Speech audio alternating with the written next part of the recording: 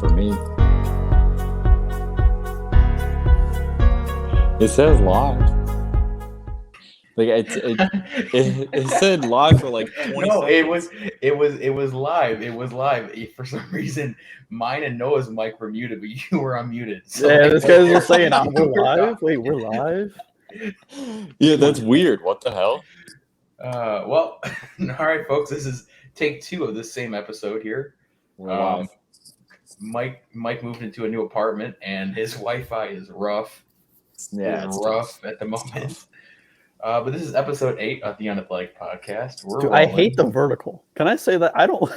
I feel like we're on CNN I don't know how it right looks now. on I feel like I'm going to debate somebody right now in politics. That's what I feel like right now. Maybe we just might. I don't want to, though. I don't want to. I don't want to do that. I don't like that. Boxes? Back to boxes? Let's see what boxes looks like on the phone. Yeah. You look so weird with the one vertical. Yeah, go back to the. Oh, wow. What if we give you the big screen? Well, what if we gave Mike the big screen? Oh, now they barely can even see us. What up? That's this. I think this is the way. I think this is okay. The way. Yeah, I like the boxes more than the verticals. Well, folks, as you can see, we're getting a hotel room tour while we're at it too. Mike, show us around. What you got in there? TV? Yeah, Mike, what's going on there? Oh, it's not. Oh, we're not. Okay. Never mind. Let's not. All right. Then we're doing some MTV cribs. Well, folks, as you can see and hear, there's only 3 of us. There's only 3 of us today. Wait, really? Oh shit! Yep. Only 3 of us. No Ian today. He has disappeared. I don't know what I'm gonna do without him. I really don't know. I know. Like, who's gonna teach me how if Mercer won or not? I'm never gonna know if Mercer won. Actually, we have something bigger to talk about at the top of this show. Oh wait, now Mike just disappeared. So I can't do anything else on my phone is what we're discovering. You're stuck here. Okay. If you have important, we could lose you for a couple seconds if you have something important, aka check your parlor or something. Right. But no, we have something major we had to talk about. The hunt is over. Brian Laundrie. Oh, it's done. Yeah. Is it done? I mean, he's found dead. I mean, yeah. Is it him? I mean, that's it. Then hold on. They said they found a notebook. They found a notebook, so maybe there's something in there. Probably saying this isn't my body.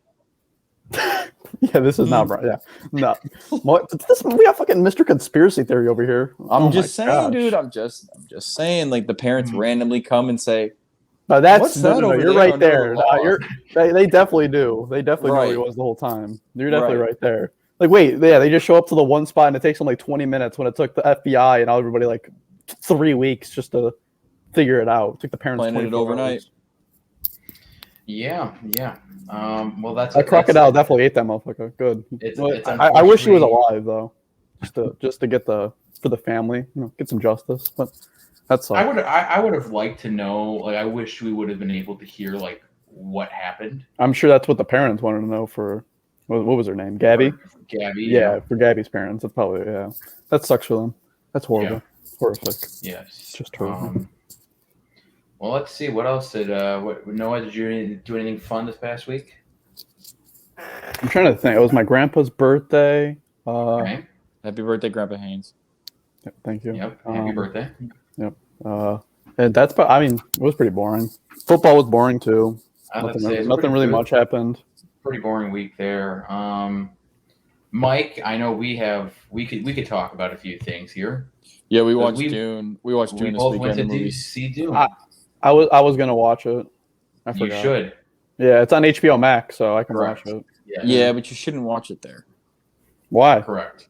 You should watch it in the biggest theater with the best sound that you can find. I was just at work today for the Florida Panthers, and I was talking with my boss. He told me that he watched the movie, but on HBO Max. And then I told him, "You're doing it wrong." Like, you just didn't do the movie justice. It's literally a disservice to the movie industry to have that playing on HBO Max the same day. It's honestly absurd. It frustrates the hell out of me. Can I feel the room here on this one? Like, how do we feel about that? Do we like that they're still doing that now that like the pandemic is like cooled off as a little bit as it was before? Like, do we still like how they do like the simulcast, like you can either stream it or go to the theaters? Well, I think the studios don't, because Disney has already came out and said that their 2 movies next year, the Buzz Lightyear one and another Pixar movie, are both only in the theater. Well, I mean, Disney alone, they already had that whole thing with Black Widow and Scarlett Johansson. Yeah, I think it was a good test run, and maybe they do like lower tier movies, but like the big blockbusters, forget about it. You just can't. Like, people are gonna show up to the movies. Like James Bond, people showed up. It's still possible. The market's still there. It does a disservice. And why would you make $200 million movies when they're going to be on streaming the same day? Why even bother? And that was yeah. And I agree. It shouldn't come out on the same day. I feel like they should wait a little bit. Correct. And I mean, isn't that kind of what Disney does now? Isn't it like after like 2 months or something? Something like streaming? That. Yeah. And I mean, Mike, the whole big thing with Dune was like, are we going to get a part 2? And so, like, we're all sitting here. Anyone that went to go see Dune Part 1, you're sitting there waiting for these box office numbers to come in, and you're like, ooh, did they make enough? And it's like the benchmark is like just so low now. Like you said, these are like $200 productions $200 million productions they're putting down. And like, we're like, oh, wow, they made $80 million off this production. Huge. Right. Yeah, it's honestly, it does it a disservice, and it makes me worry for these big studios that are going to put money behind like big projects like that, because I truthfully, like, I think a lot of distributors follow kind of what Disney's doing, and like in terms of like releasing movies and doing all that kind of stuff with streaming. And with them saying 2 huge titles for Pixar for 2022 are both coming to only theaters, it tells you all you need to know. Yeah. Do we know if is Eternals for just the theaters? Marvel? Yeah, it's just the theater. Mm-hmm. There's no the pay extra on Disney Plus thing. No. Okay. No, I mean, that's good. Kind of in the right direction there. Yeah, I hope so, man. Now, Mike, did you see Last Duel? I know Ian did. I don't know if you did. No, I just, you know why? I don't care to. I don't know if it's just like boring. I hear the reviews are good, but I don't care. Honestly, Mike, and you know what? I would agree with you there. I didn't. You know, I went because you talked me into this AMC A list, and so it's phenomenal. I'm going to use my movies up. Yeah. And Ian was telling me, he said it's like one of his top movies of this year, and I'm like, all right, well, you know what? I got nothing else to do. Let me go check it out. I won't lie, it was pretty good. It was a pretty good movie. Yeah, it was really gory. What's it called? It was Last Duel. It has Adam Driver and Matt Damon. And Big Ben. Wait, Ben Roethlisberger? Ben Affleck. Yes. Oh. Or is Matt Damon's in it, right? Yeah, he is. I just like, dude, honestly, just even the subject material I don't care about. Like the previews, I think, did a crappy job. I don't care about that either. It's got a good Rotten Tomato score. What's it at? 85. Oh, that is pretty good, actually. I thought it was lower than that. But it's weird. Metacritic is 67, but Rotten Tomatoes is 85. What's the audience say? 85% like the movie. That's what I don't know what that. That's pretty good. Wait, so the 7.7 on IMDb. Huh? I told you, Mike. Well, I'm going on Rotten Tomatoes website right now. Yeah. We're at. Phone. Yeah, hold on. No, the Astros just won game too. Good for them. Audience 81%, and then the tomato meter 85%. That is pretty damn good. Well, maybe I won't 227 reviews. So there's a good chunk of reviews already. I liked it. I didn't think I was gonna like it, because Mike, I agree with you. Like it's not something I would typically like sit down and be like, this is the movie I want to watch. But isn't it long? Did it, and 2 hours and 30 minutes. Oh, it was about the same. It's about the same as Dune. The thing is with that movie, it's what you get in Last Duel is you get the 3 main characters' point of view of like this story that like it's surrounding around. So like you get each person's point of view, which is why it takes forever. Can you guys explain to me what Dune's about? Like nothing spoiler, because I actually don't want it to be spoiled. Like, I honestly no. You just want me to go in blind? Yeah, I don't know anything about it. Okay. Someone in my class asked me today, and I just know Zendaya's in it. That's all I know. I'm like, I'm like, the best thing I could say is it's just sand. It's sand. Oh, I like sand. It's like it's just pretty similar, just like a sci-fi like fantasy coming up of like someone who's supposed to be a prophecy guy, but doesn't know if he's strong enough. That's basically a gist of what I could tell you. Like, I got this. Who's the guy who plays Poe Dameron? Don't tell me. Actually, his name Oscar Isaac. You're correct. He is in the movie too. Okay. I mean, you should be going. I like him. You should be going to see Timothée Chalamet, but it's okay. Is that the main character? Yes. Okay. Yeah. Mike, you're going to see French Dispatch, right? Yeah, I wanted to earlier this week. I just didn't get the chance, so I probably am seeing that and Last Night in Soho this weekend. Well, actually, probably not because it's Halloween weekend. So next week.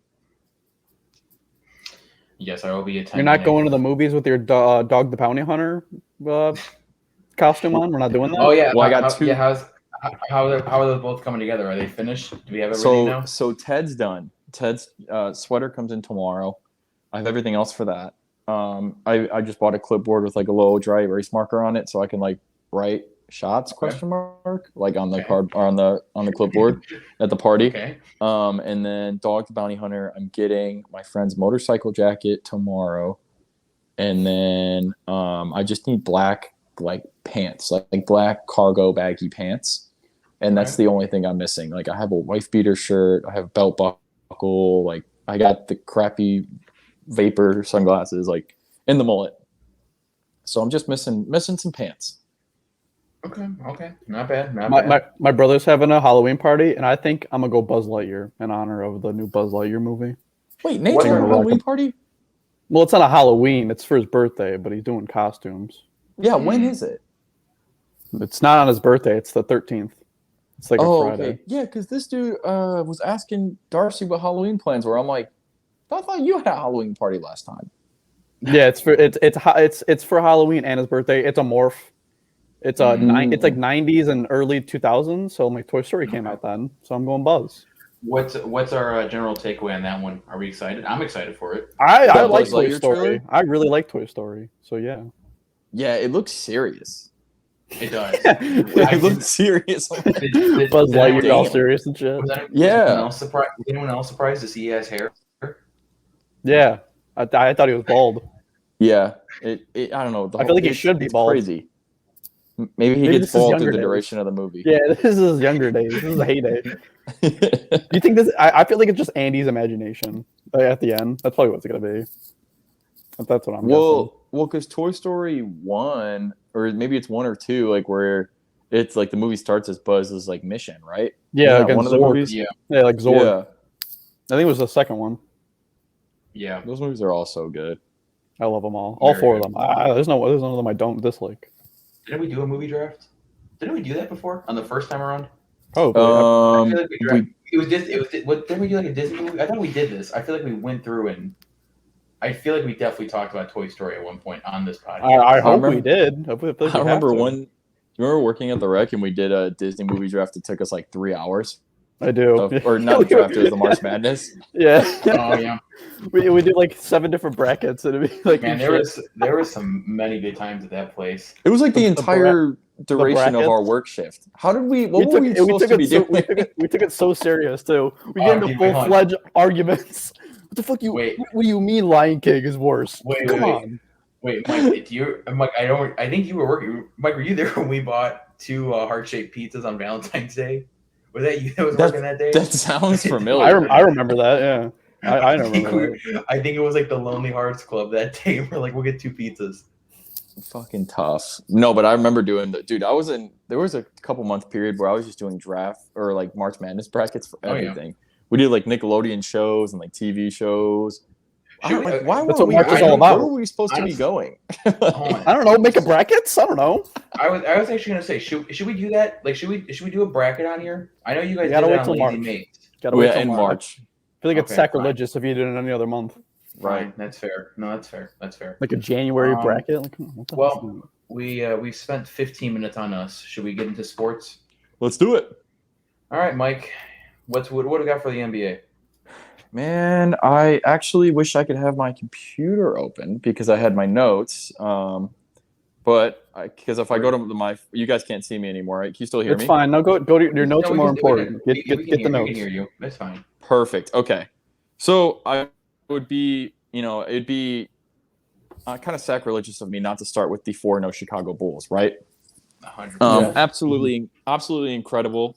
They're actually league leading 42% from three, which is best in the entire NBA. However, they take the least amount of threes too, so take that as you will. They are 4th in plus minus, 20th in points per game. But they're also 3rd in points allowed. So the defense is phenomenal. However, the one issue that it's like me and Ian, kind of know our stuff. They are dead last in rebounding. So that's, no big men going to be an issue. I don't know how they will be going forward in terms of just, keeping up with these other teams. They play a good Knicks team next week or tomorrow. They got a tough schedule coming up. Mike, I don't know if it's easier for you, but I was going to share right now the NBA standings. I don't know if you wanted those because I don't know if you're going through those. I wasn't. I just went off. Oh, okay, I just went off the notes I had. Did you guys look at the Bulls next games? They got the Knicks, Jazz, Celtics, Sixers twice, Nets, Mavericks, Warriors, Clippers, Lakers. I mean, that's Portland, Denver, Knicks. It's gonna be a test. Definitely it will be. It will be. They get lucky when they have the Pistons in their division, though. So those honestly, are easy wins. If they go 500 in that, it's a dub. That's a win. I was going to ask. So obviously, like you said, 4-0 Bulls. Do we think it's a fluke? Do we think they can actually hold on to this? What do we think? Well, not first place, no. Well, obviously, I know not first place, but I'm just saying do we think they stay hot like this, or do we think this is just a fluke out of the gate and they'll come back down to earth? Yeah, they're definitely going to slow down. Definitely with this hard, upcoming schedule. But like I said, if they go 500, that is a win in this next 10 games. If they go 5-5, that's fine. Yeah, I think honestly the numbers don't lie. I think the biggest problem that they're going to have is with this schedule when they play teams who have big men, because when they're ranked dead last in rebounding, it's obviously going to come back to bite you, especially offensively, defensively. It's a big issue for them. But honestly, the team is red hot. A lot of components are working together. Zach LaVine doesn't have to be the primary ball handler anymore. He can, Lonzo's doing that. Does the injury worry you at all? No, it's his non-shooting, and he's still able to play through. I think there may be, if it gets anything serious prior to Christmas, I think they may do a reevaluation, like you guys were saying, right after this, hard 6-7 games that they do have. If they drop 4 or 5 of them, I think they maybe reevaluate them again and see if they want to put some time off, or even vice versa. This schedule doesn't lighten up at all. Well, did you guys watch the Bulls-Raptors game? Mike, did you watch the Bulls-Raptors game? No, I was at. They looked ugly in the fourth quarter. They looked real ugly. Ugly. A lot of Lonzo Ball was turning over the ball a lot. They're up by 20, and then they only won by 3. That fourth quarter was pretty bad. If you pull up the box score, to be fair though, this is a team that still is getting all of their their chemistry together. It's a whole. Mm-hmm. It's basically an entirely starting lineup now. They still need to figure out their depth positions at power forward and center because it's not that great. If you guys are seeing the depth, I don't even know who their backup is. So they don't have Felicio anymore, so I don't know. Vucevic is playing really well. I think he's averaging 13 rebounds a game right now, playing good. His shooting isn't that great, but that's not even what he's there to do. He's just good. He's a top 5 center in my opinion in this league, and all he's doing is just really need rebounding. The offense we got 3 guys in DeRozan, Lonzo, and Zach LaVine that can all score the ball. Patrick Williams is a great defender, still doing that, not really putting up the points, but again, they don't need it. I think. Hold on. Does this concern you though? Pat Williams as your power forward playing 26 minutes and he has 0 boards. That is concerning. Not really, because I look at him as more of a defensive asset, and I think that's how the ball even lay in his lap. So the ball at least bounces away. I'm sorry, but isn't that even more crucial then? If he's a defensive asset, shouldn't he be the one that's getting your rebounds? I feel if anybody gets 0 rebounds, it's a concern, no matter what the position is. Everyone else got a rebound except him. I understand, but I think you guys are putting too much emphasis on that. When you're watching the games, he's playing more on the outside. He's getting on. They're honestly the top offensive scorers. When you're playing a guy in Toronto, I think right now what do they have? OG Anunoby. Those are the guys that are their primary offensive guys. They're playing outside of the basket. Therefore, he's not playing them on defense and then running in to get the rebounds. That's not his personal game. I mean, they need to be rebounding more. Obviously, obviously they have to adjust something. They're gonna have to adjust something. Someone's gonna have to get these rebounds. And you know what? And it is the size too, because I think Pat Williams he's like 6'9", 6'10". So as a power forward, and that's he is 6'7". So yeah, that's even smaller than is a small power forward in today's league. So the size is what is the question mark, and it's been the question mark before the season started. They can always trade for a piece. I mean, they can always do that. Yeah, I think the buyout market is depending on. That's why I think they're going to play the waiting game, because I think depending on this Levine injury, if they're still red hot, I think they may even give time for him just to relax and ease that injury. He's not even 21. That's what. There's so much time. There's so much potential for him, and they see it. So they're letting it ride out. Zach LaVine's going to have to get this contract pretty soon. His contract's about to be expired, so he's going to want mega money and get the max. So they're going to have to worry about that. They're also going to have to figure out some other stuff. But I think the buyout market I think they're going to be real active in it if the other big players, like the Brooklyn Nets or any other teams like who are in the Milwaukee Bucks even, who go for the veterans minimum guys. I think that we always see it in January, February. And that they need his size. They're good at the guard position. They're good at guard depth. They're still good from three. They're not taking as many, but they're still shooting from a good clip. Zach LaVine is playing really well. The defense has been amazing too. It's been real good. I think Caruso's been phenomenal on the defensive end. But I think the Bulls they're in a good spot, obviously undefeated. And Zach LaVine's been playing really well. I think he's much better as like an off-ball kind of guy instead of running the entire show. I think he's been playing a lot better because of that. And Vucevic has been playing really well. We're actually getting a full thing of Vucevic now. So I'm excited. I'm a little eerie because the issues that we did expect them to happen, which is the big man depth, we're clearly seeing it if they're ranked 30th. So they got a good game against the Knicks. It's going to be real exciting to see RJ Barrett. I bet RJ Barrett versus Pat Williams is pretty much probably going to be the matchup there. Julius Randle may be on Pat Williams too. Those are two good forwards. Mitchell Robinson and Vucevic. I'll take Vucevic any day of the week on that one. So, and it's the D Rose game. Oh yeah, it is. Yep. And it's Joakim Noah night.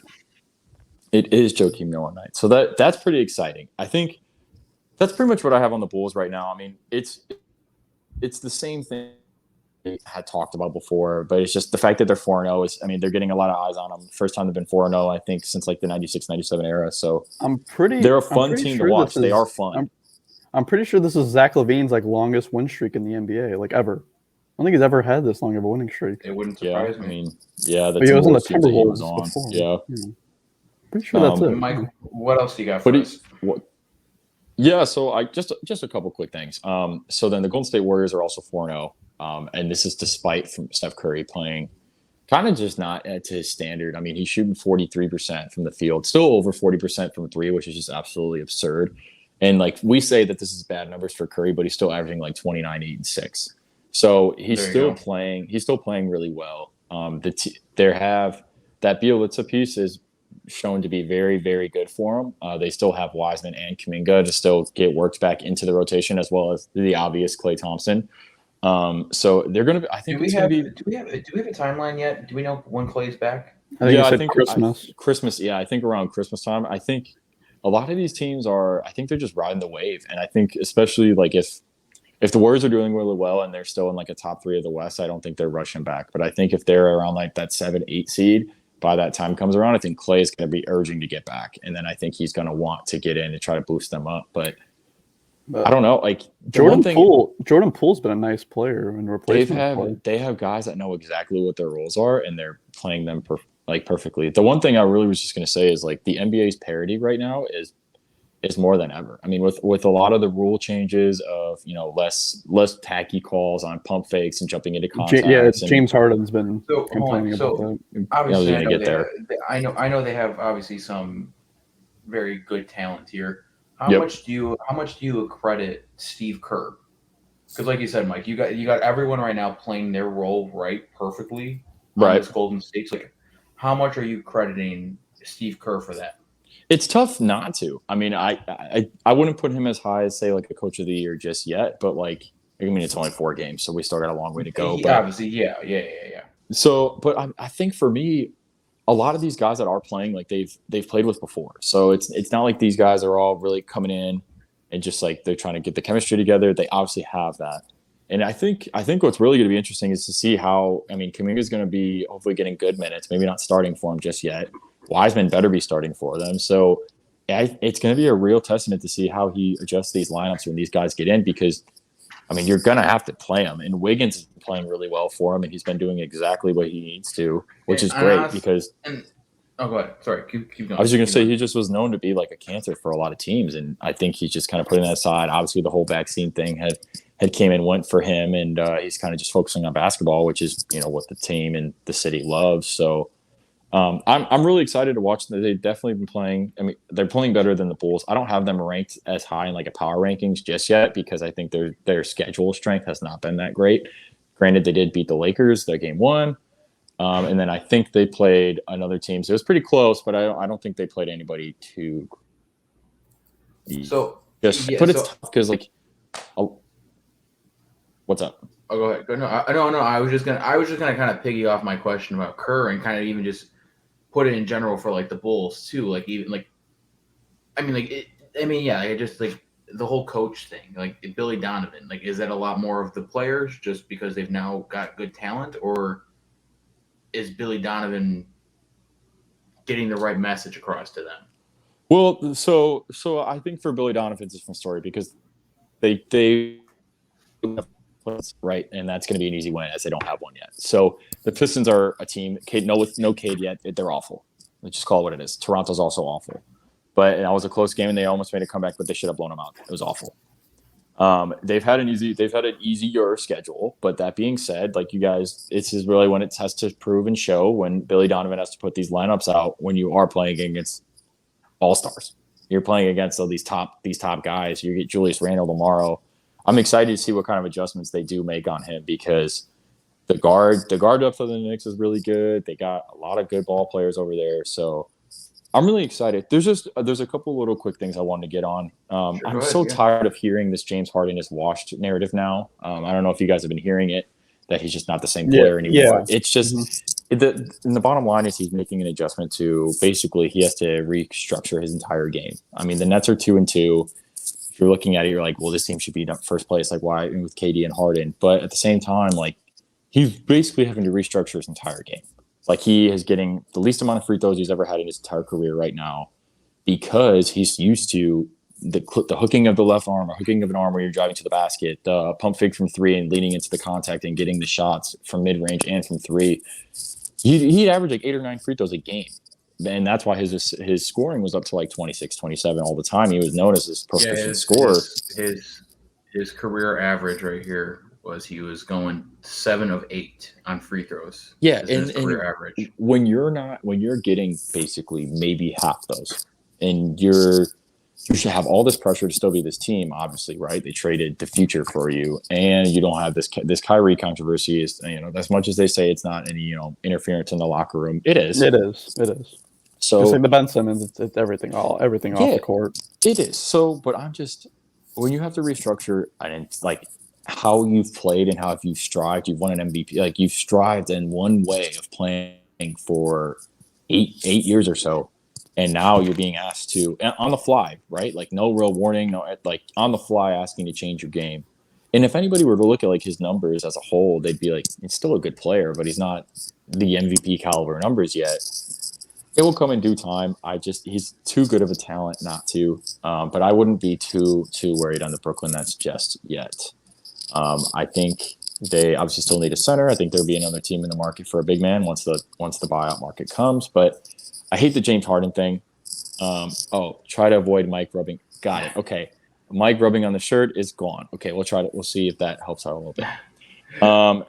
And then I don't know if you guys – I wanted to kind of do this every week, really go through of who I have as kind of the tops for some of the main awards right now. Sure,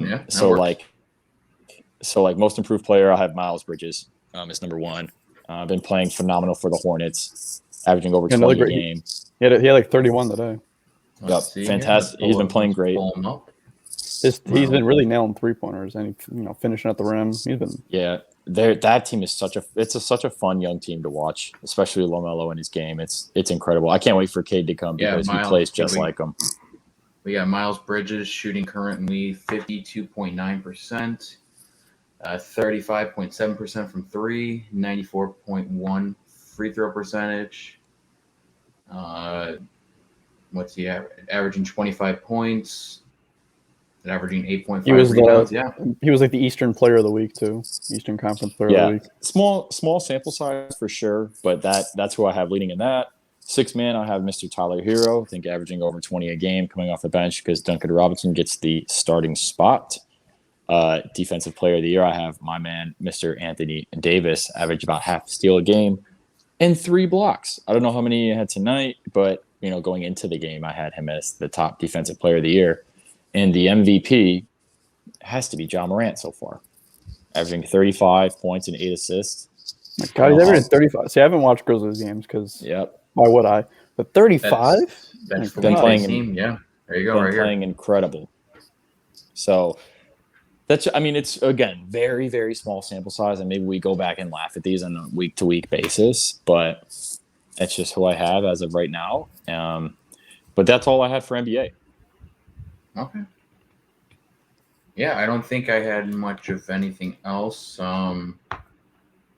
What was that during this week or last week when the Lakers wanted to fight each other? That was last Friday.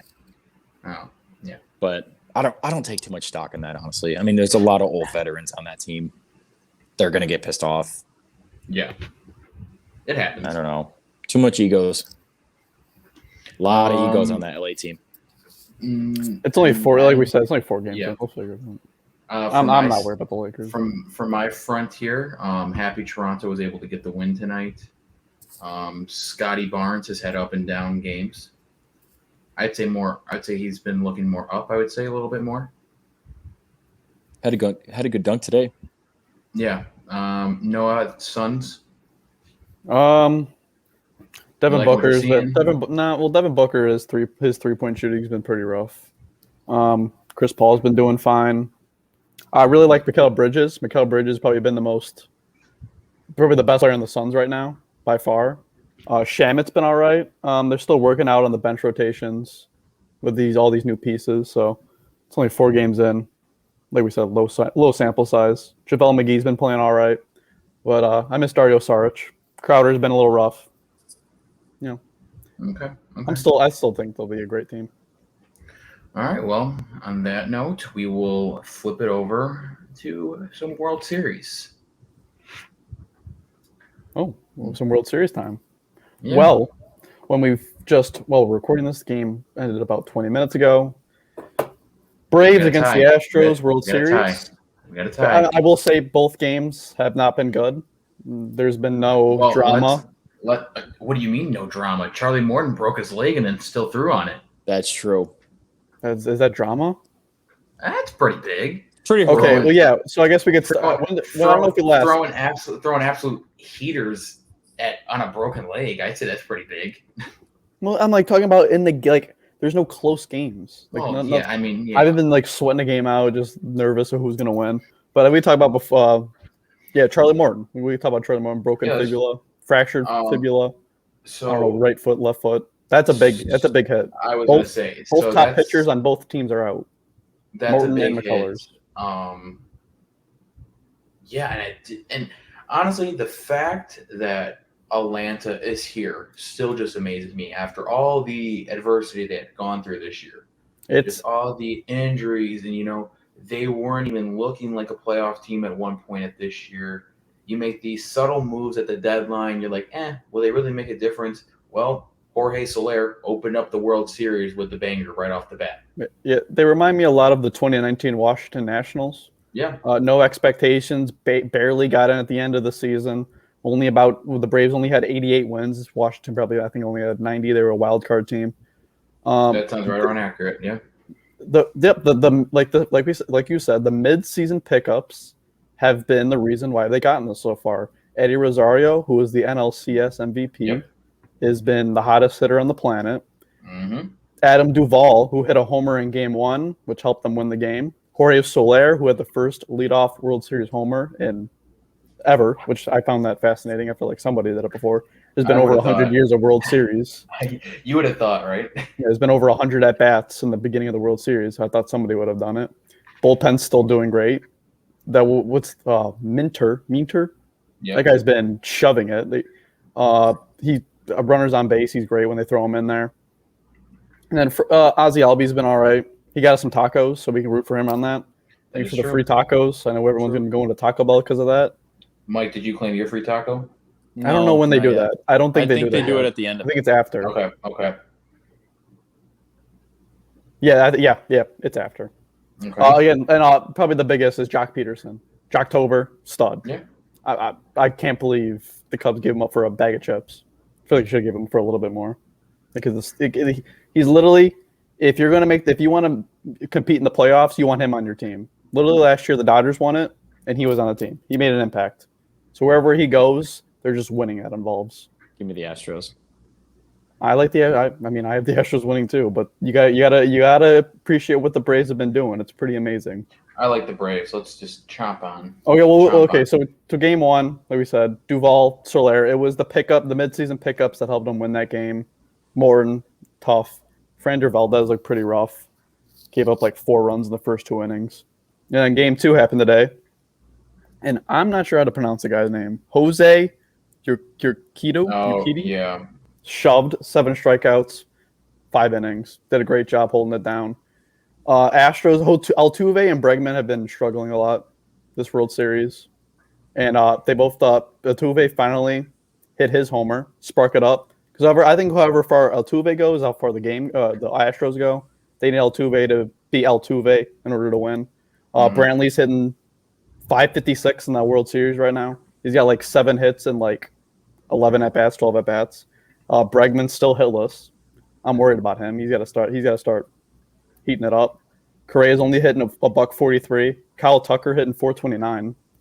He's turning into my favorite player in the MLB, I think. He's becoming the most underrated player in the MLB. Yeah, nobody appreciates that guy. He's a stud. Slowly.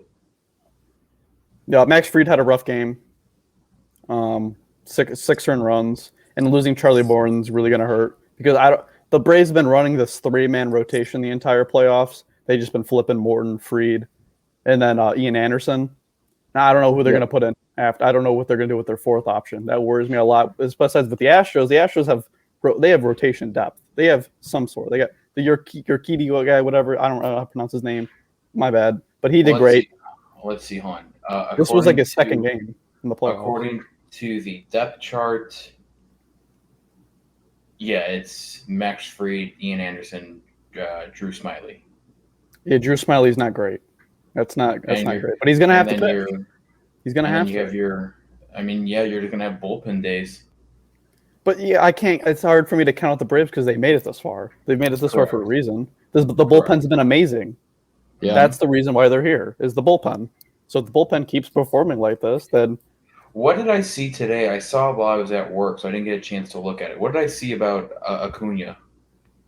What about? I don't. I mean, he's at the games now. I thought I saw something about a comeback. That his agent is the worst agent of all time. No, are you talking about Bregman? Was it Bregman? Bregman said that Acuna is going to be back in May. Oh, okay.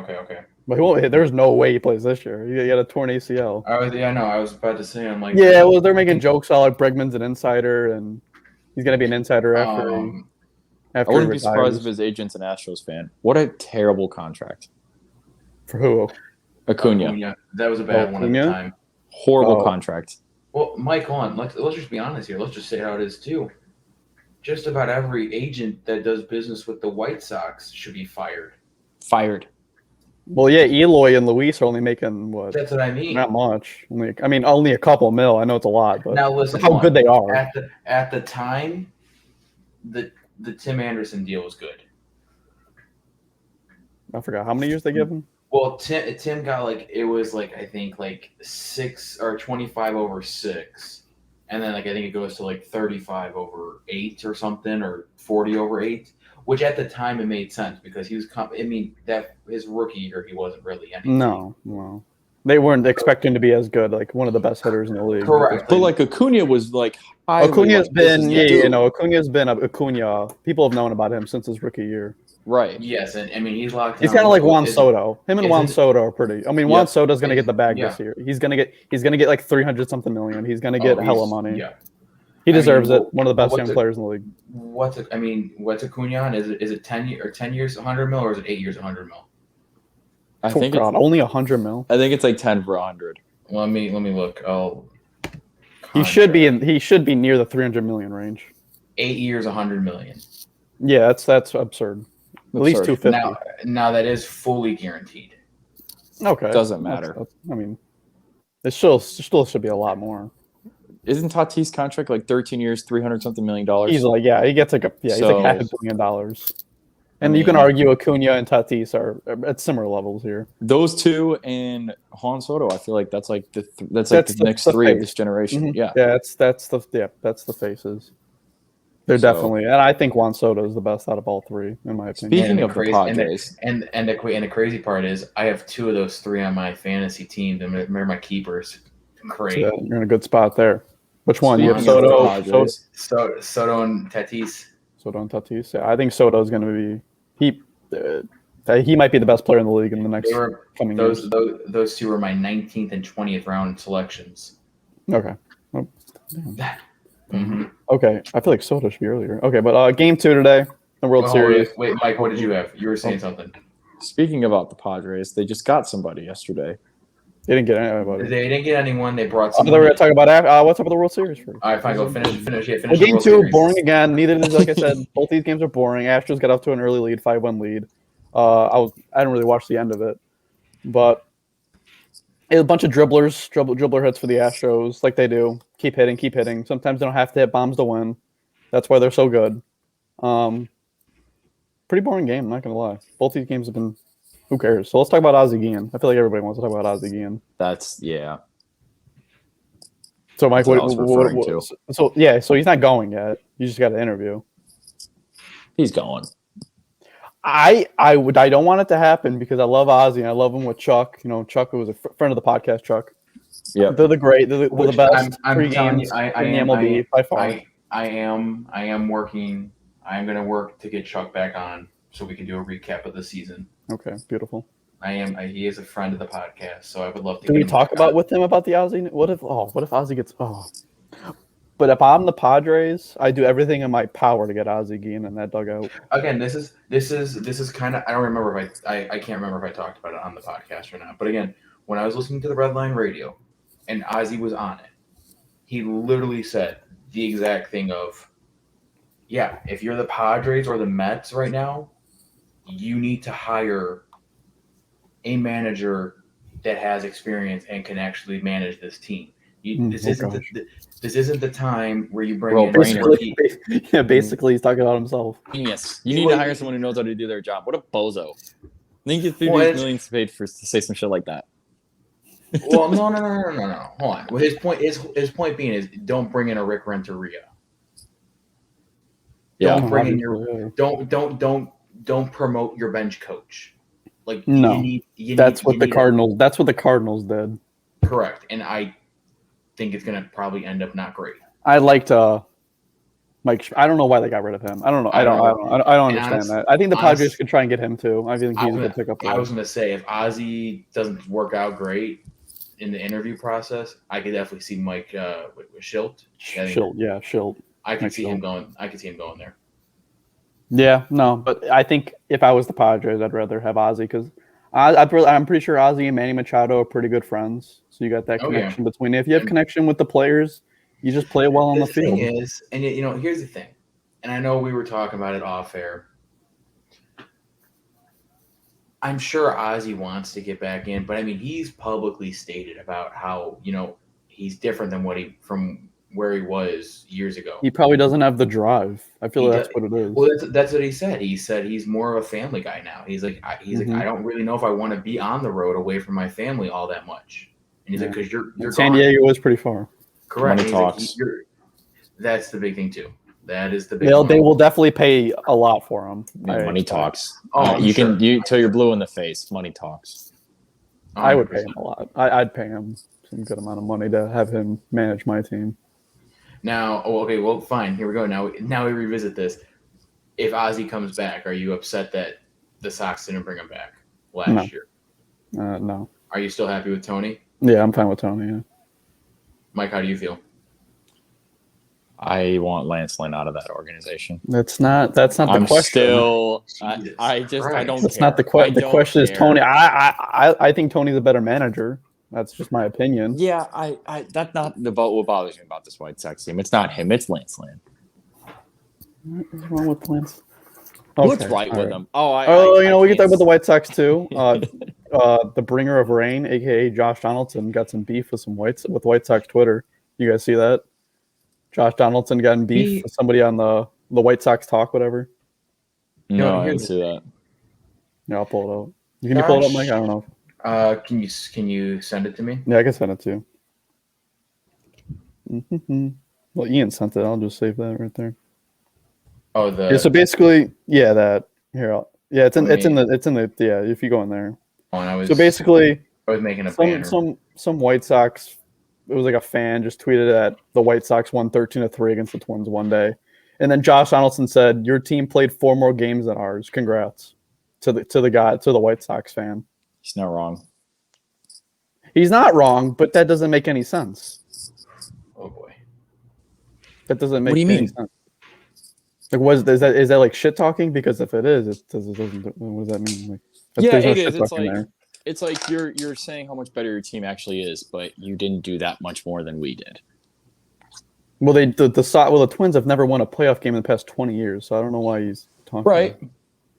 I mean, but the Twins didn't they win the division not too long? But but they didn't win a game in the playoffs. Team then. Yeah. But I mean, they have the same amount of playoff wins as I do. I mean, in the past 20 years. No, he tweeted that today, right? No, it was yesterday.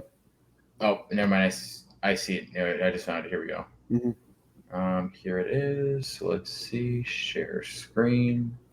I mean, I like that. I mean, you could talk shit, I guess, but it just doesn't make sense to me. Here we go. He tweets, "Hi." Sox fan tweets this. And we have your team played 4 more. Oh, then I mean that makes sense. Where is that dude coming from with the 13-3 screenshot? Hold on. It didn't end there. Hold on, it didn't end. So. I remember that. I forgot about this one. Looks like it's a splits against the White Sox. Mm-hmm. Was that? I'm guessing this from this year. Only 44 at bats. Yeah. Well, then he could bring that up, but like the White Sox literally own the Twins this year. Then the White Sox win like 10. Man thinks he owns Chicago when he doesn't even own the one thing that really matters, a World Series ring. And this is where we get from Josh Donaldson. That's actually pretty funny. But like he said, I mean, I guess he hit good against the Sox, but they didn't win against us. The Sox won like 10 straight games against the Twins. So that's, good for you, I guess. I like the Twitter beef, getting fans involved, I guess. Good for him. You keep doing it. But that's about it for baseball for me. Yeah. Game 3, Luis Garcia against Ian Anderson Friday. Let's see how that goes. I feel like, honestly, to me, it's a must-win for the Braves. To me, it is. Because I don't know who's going to be their Game 4 starter. I agree. And if you go down 3-1, that's a tough hill to climb because then you have to have 2 games at Houston. Yeah, I feel like this is a must-win for the Braves. They have to win this game. I agree. Ian Anderson, who's been playing very good in the playoffs, this is his biggest game yet, by far. Indeed. All right. Like I said, I'll make this quick. Well, I don't know if this will be quick. We'll see. NHL. No. I don't know how you could make this quick. We're not touching that thing, right? We kind of have to. I think we are. Hold on. Okay. We're not gonna go there first.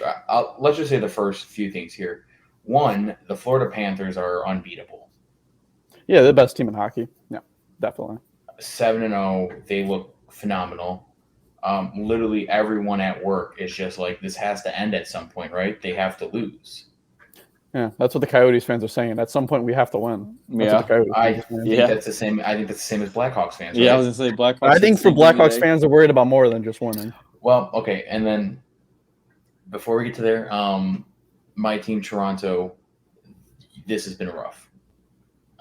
Yeah, they'll make the playoffs. They're gonna make the playoffs. Yes, they're gonna lose in the correct. first round probably, like they always do. But they'll make the playoffs. This win tonight against the Hawks was big because I won't lie, the fan base has been pressing the panic button. Yeah, they're Maple Leafs fans. Yeah, they'll lose Correct. one game and they'll press the button. Yeah, correct. And you know, and you know what? There's reason though. I mean, your big four didn't do anything. Has Matthews scored? How many goals? I feel like he scored like one. Well, okay, hold on. Matthews hasn't scored yet, but he also missed the first 3 games because he was out. Oh, okay. He had his wrist surgery, and so he didn't have a preseason. So everyone's kind of like not really worried with him. It's more of Mitch Marner that they're worried about, who kind of seems like he's continuing his playoff woes, and so that's been kind of more of a No. All Maple Leafs players are on their playoff woes, to be honest. Correct, but then we had a nice showing from Tavares and Willie Nylander tonight, so we're fine. Back to business as usual. We'll face Detroit this weekend and hopefully go from there. Now, the biggest thing from the NHL. I know, and crack your neck, get I'm getting ready. No, it's that. Ian's been doing the most research on this, so it's too bad we don't have him here. We don't have all the facts like he has. Right. Mike, I am assuming you do know what's going on. I'm aware. I know you're not I know you're not a huge hockey guy, but I'm assuming this is like all over the news. So. Yeah, I heard it. So first and foremost, for Kyle Beach, this was awful. Mm-hmm. Yep. It really sucks that he went through this. No one really should ever have to go through this. That's the first and foremost, I think, from here. But golly, this has been rough. This has been bad. You know, it's so bad. It's hard to look at, the past, 5 years they had that winning. It's hard to look back at it now. And when you do look back at the wins and you just associate with this horrific, the horrific thing that happened, it's hard to look at the greatness they had now. And honestly, I kind of wish we even had Kevin on right now, because I'm curious, as a fan, how where do you Noah, where do you stand? I know you're not the huge. I'm a Hawks fan. It's hard. It's hard for me to root for them now. I look at them differently. I know you're not a huge hockey guy. I mean, I'm assuming you're a Hawks guy since you're from here. How do you feel? Right.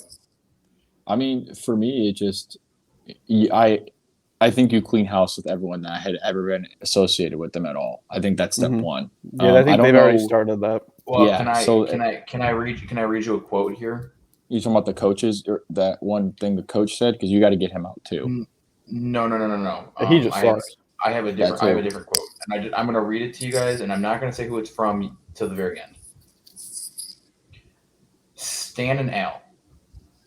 They're not directly complicit in the activities that happen. It's not up to me to comment on whether they would like to deal with it differently or not. I have a lot of respect for them as people. They're good people. That quote was said by Captain Jonathan Toews. Yeah, I mean, it just when you develop that doesn't seem good. I'm sorry. It doesn't seem good, but for me, when you have a 6-year brotherhood with a dynasty that's that long, their minds are gonna view them in one way, and just kind of it's weird. I think they literally have their memory blocking it, so where it's I'm only focusing on the good, other things were happening, but they could be just such caught in a daze that they only view them as the positives. And this is the one thing that I didn't, obviously, clean house. Coach Q had to have known. I think they're going to start interviewing him next. He obviously had to know what was going on. I wouldn't be surprised if he's out. I'm not even surprised if the players don't all know. I won't lie to you. Again, I was at work tonight, and you have some of the crowd that's just celebrating the win and being 7-0. You have some people that are really out of the blue and are kind of fair weather hockey fans, and they just show up to a game. And then you have people that are legitimate fans and are legitimately thinking that this was the last game they saw with Coach Q. Mm-hmm. Yeah, it was a great coach. I mean, he's a winner. He's a winner. That's what he does. He wins. And I really do. I think this was it. I think this was the last game he's coaching. Yeah, I mean, you can't defend the Hawks. There's nothing you could do. I mean, what they did was wrong. They didn't say anything. I mean, they just wanted to protect from all the winning. They're winning so much and all these cups. And they don't want anything to distract it. And now that they waited and never said anything, now it's the distraction. The fact that there's, a legitimate quote of them saying they didn't want to ruin team chemistry, so they didn't say anything. That's horrible. No, that's horrible. That's it almost, what the first thing that came to my head, and this is, it's gross, but what are these other teams also hiding? Because, just call it what it is. Like, if you're on such a high streak and nobody's really looking into internally an investigation because you're making money, who really knows what's going on behind the scenes of all these clubs? I just call it what it is, as unfortunate as that sounds. Mike, and honestly, it's not even just the NHL. This is all sports. Right. Just be headed with football. I mean, I feel like most owners they're crooked. I mean, that's flat out. I mean, yeah, and I don't have a whole lot to comment on, like, because you brought it up right there, like the Washington football team stuff. I don't have a whole lot to say because we don't really know a whole lot. And I mean, and a lot of people are calling for that right now. They want those. They want that garbage. They want that whole investigation made public, which I truthfully think it should be. Yeah, I think in regards to that, I think they hoped the Gruden firing was going to be such a big name already, and then they were just going to get off their backs on the entire investigation. But that's garbage. You can't have one scapegoat for the entire thing of this 400,000 emails that you had already talked about. It just can't go that way. And as long as there's enough public outcry, it won't. It will come out. Oh yeah. Yeah, but at the end of the day, it makes me think some big dogs are going to be called out. If they got a guy like Gruden, there's going to be some big names. Yeah, but back to the Hawks, it's hard for me. Like I said, it's hard for me to look back at the Cups and just think, "Wow, what a great time!" Because now this incident is associated with that time, and now the whole thing is it's tarnished. It's horrible. What they did was wrong. There's nothing to say about it. They're just wrong. Let me ask you guys. So, like, nothing happens to the players, right? Because what can they do? No, it goes down to the people above, the executives, the presidents, the owner, the coaches. There was a exact quote from this report from Kane, right? No, from Beach, from Kyle Beach. Oh, from Kyle Beach. Okay. He said that he was getting homophobic slurs. Oh, from players. From within the locker room and on the ice. Mm-hmm. I mean, and this is going to sound very shitty and maybe just stereotypical, but I think that's every hockey locker room. Well, that's also a thing too. I see where your point is. I know hockey is just such a different language alone. Right. And now I'm not saying that maybe they were legitimate slurs being tossed his way. But I get what you're saying. I see what you're saying though. Yeah, and I think and more stuff's going to come out. And I don't even know if those are directed towards him. I think it's just been locker room. Like, it's the argument of just, like, in a locker room conversations. God, like, it's not good. Like, I'm not defending it in any way, but, like, you can't. Yeah. You just have to be honest and call a spade a spade. I can't sit here and act like it's like, what? This word was said. I know how sports locker rooms go. I'm not dumb. So I guess it's just that the information isn't out. That's what it is. I guess right.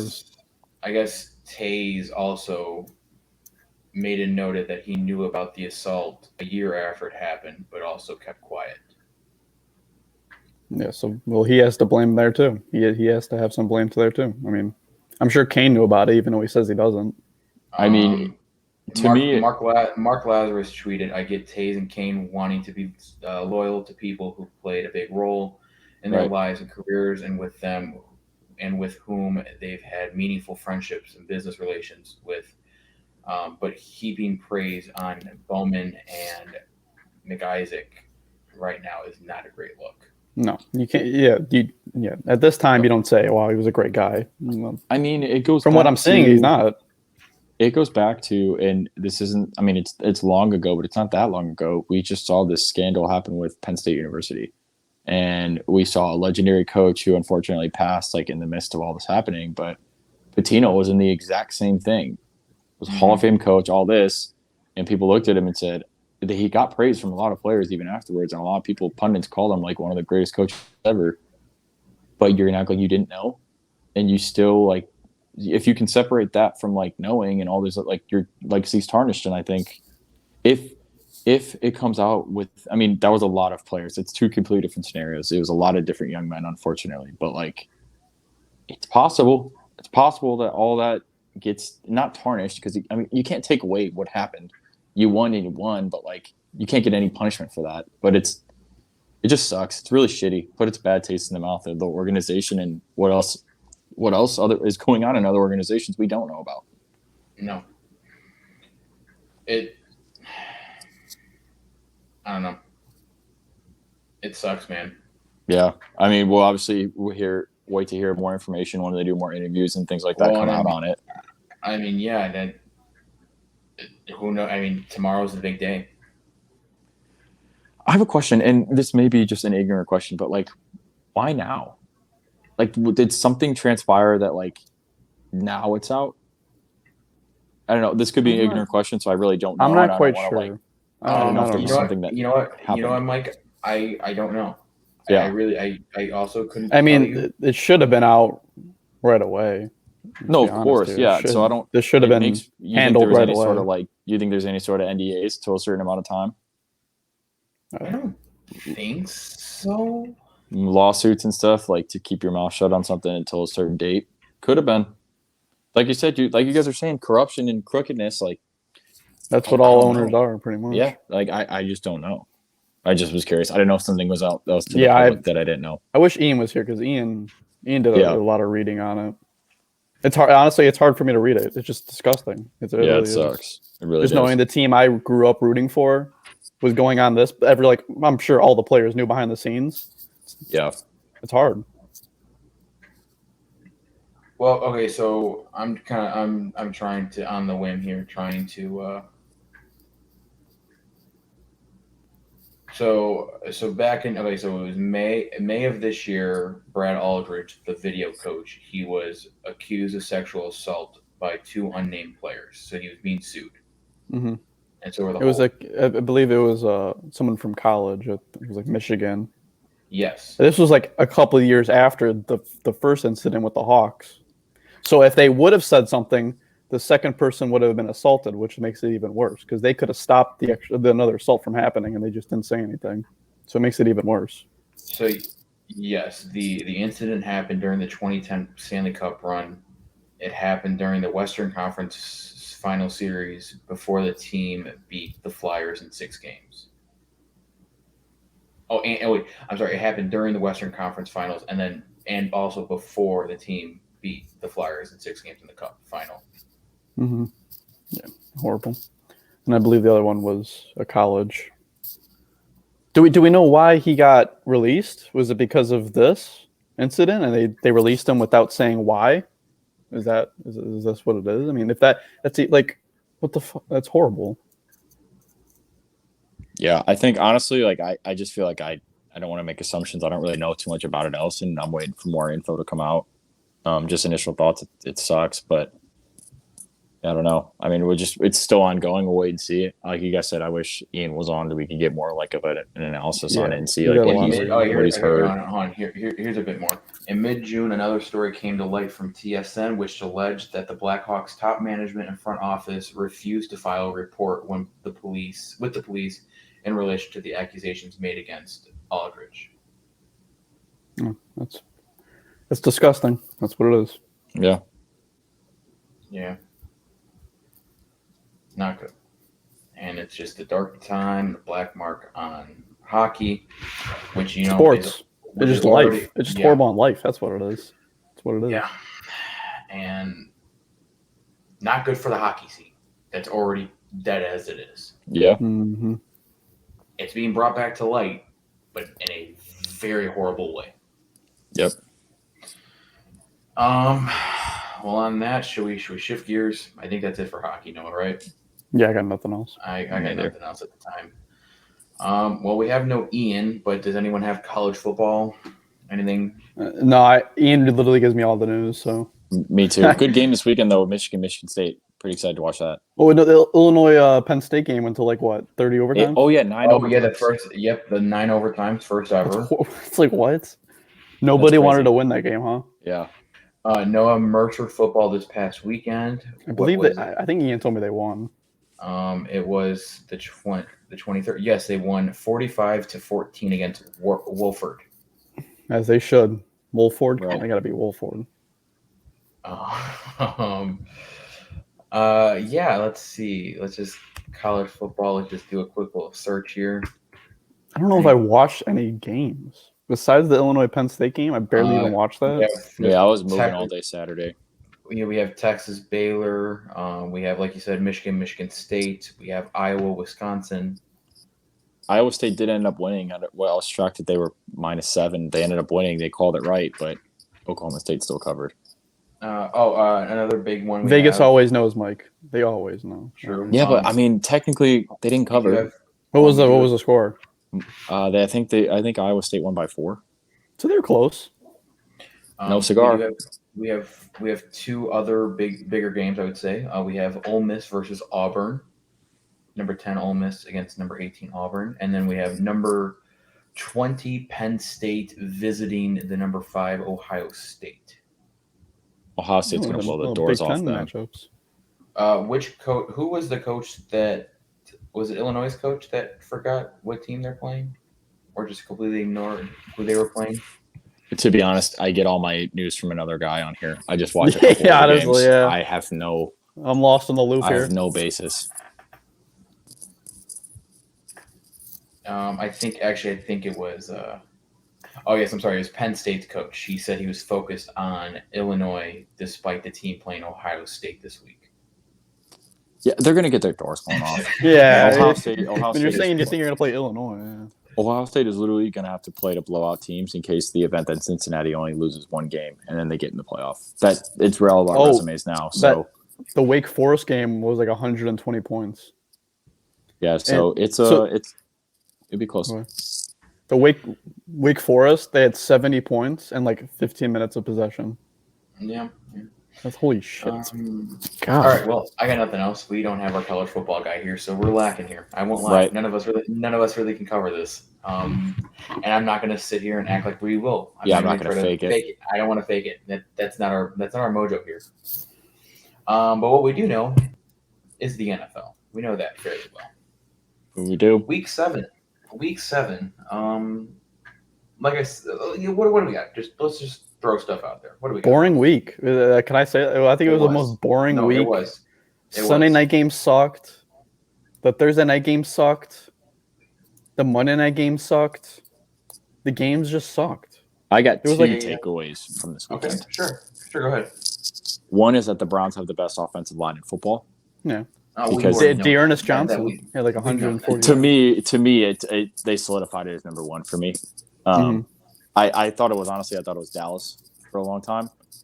And you know what, Mike, it was, but then recently people have started to retire and leave. Yeah. I know Travis Frederick, I think, was one of those ones that retired. That was a center. Yeah. So that was my first. That was a big piece. Okay. Yeah.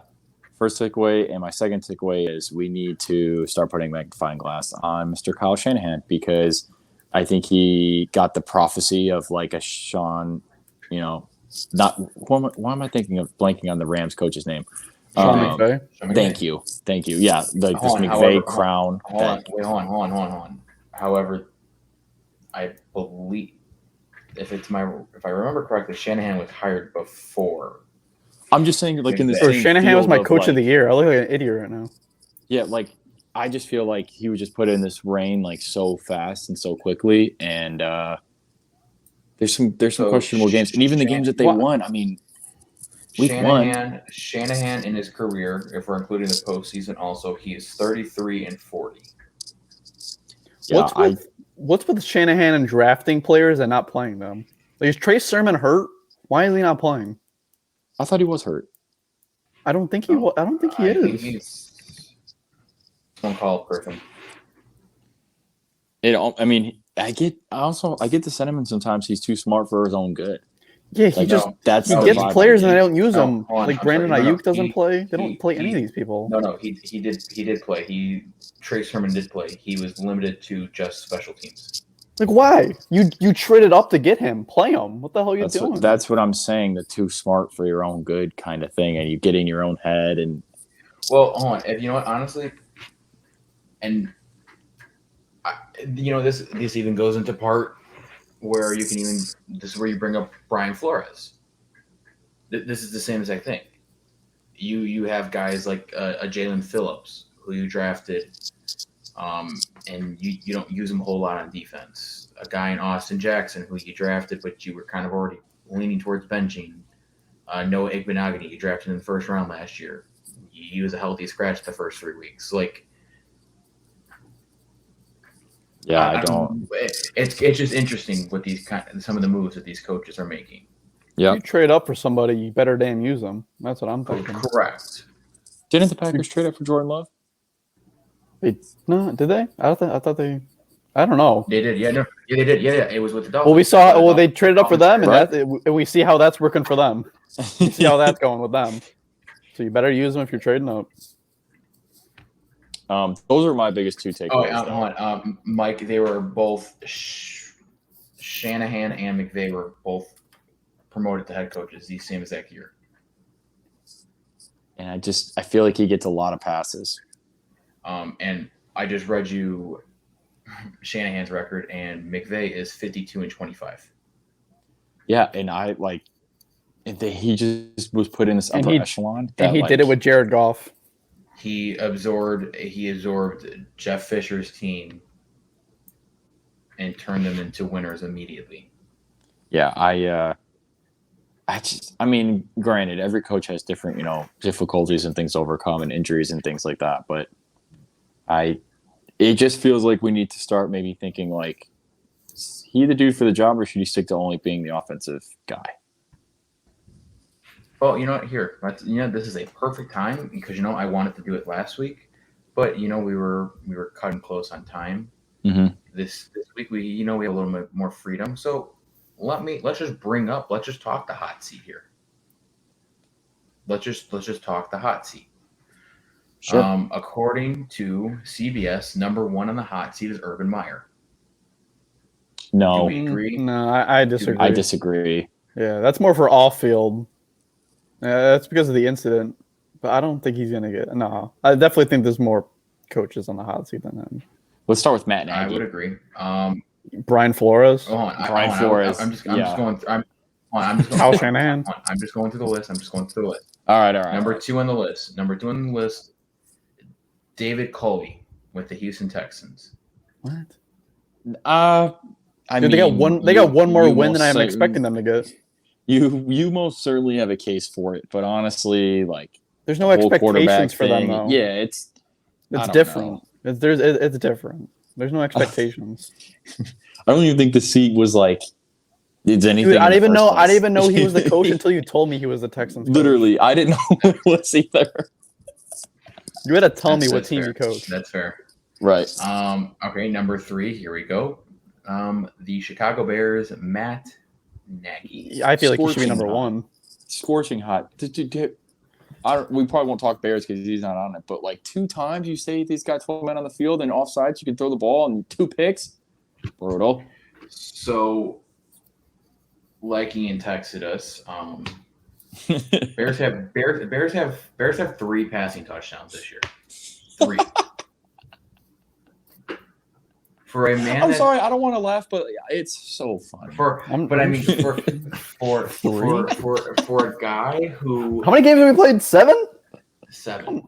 We average point something a game. Hold on. Let's just put the facts out here. Let's put the facts. This man was hired as the offensive guru, the offensive-minded head coach, and on top of only having 3 touchdowns, you have Andy Dalton, who is a veteran and has been a starter. You have Nick Foles, who is a veteran and has been a starter. Super Bowl champion. Super Bowl champion. Wasn't Super Bowl MVP too? Yeah, Super Bowl MVP, Super Bowl champion, Nick Foles. Okay. And you have a first-round rookie quarterback. That you traded up to get. That you traded up to get. And you mean to tell me you can only produce 3 passing touchdowns? Who's second? 3 Do we know who's second? Do we know who's closest to them? The Bucks. NFL passing touchdowns. I mean, it's got to be the Texans. David. It's got to be. It has to be. I'm guessing. I think Davis knows slinging it. Either the Texans or your team. No. Our team doesn't score rushing touchdowns. Rushing touchdowns, Mike. Get your facts straight. Come on, we don't score rushing touchdowns. There's a difference between us, all right? We got like 2 rushing touchdowns. Come on. Relax. When we score, it's from our foot or from a pass. Right? Or Corey Davis. Yeah. Yeah. Yeah, that's literally all our touchdowns. And Crowder's got a couple. Passing. Let's see. Passing here. Hold on. Touchdowns. Passing touchdowns. The the Bears have 3, and next closest is the New York Jets at 5. Yeah, I told you. Let's go. How many rushes have we put? I think rushing touchdowns. The Jets have. This is a whole different thing I had to go to. We gotta be near the bottom. Pretty sure Brady had 5 touchdowns in a game against the Dolphins. The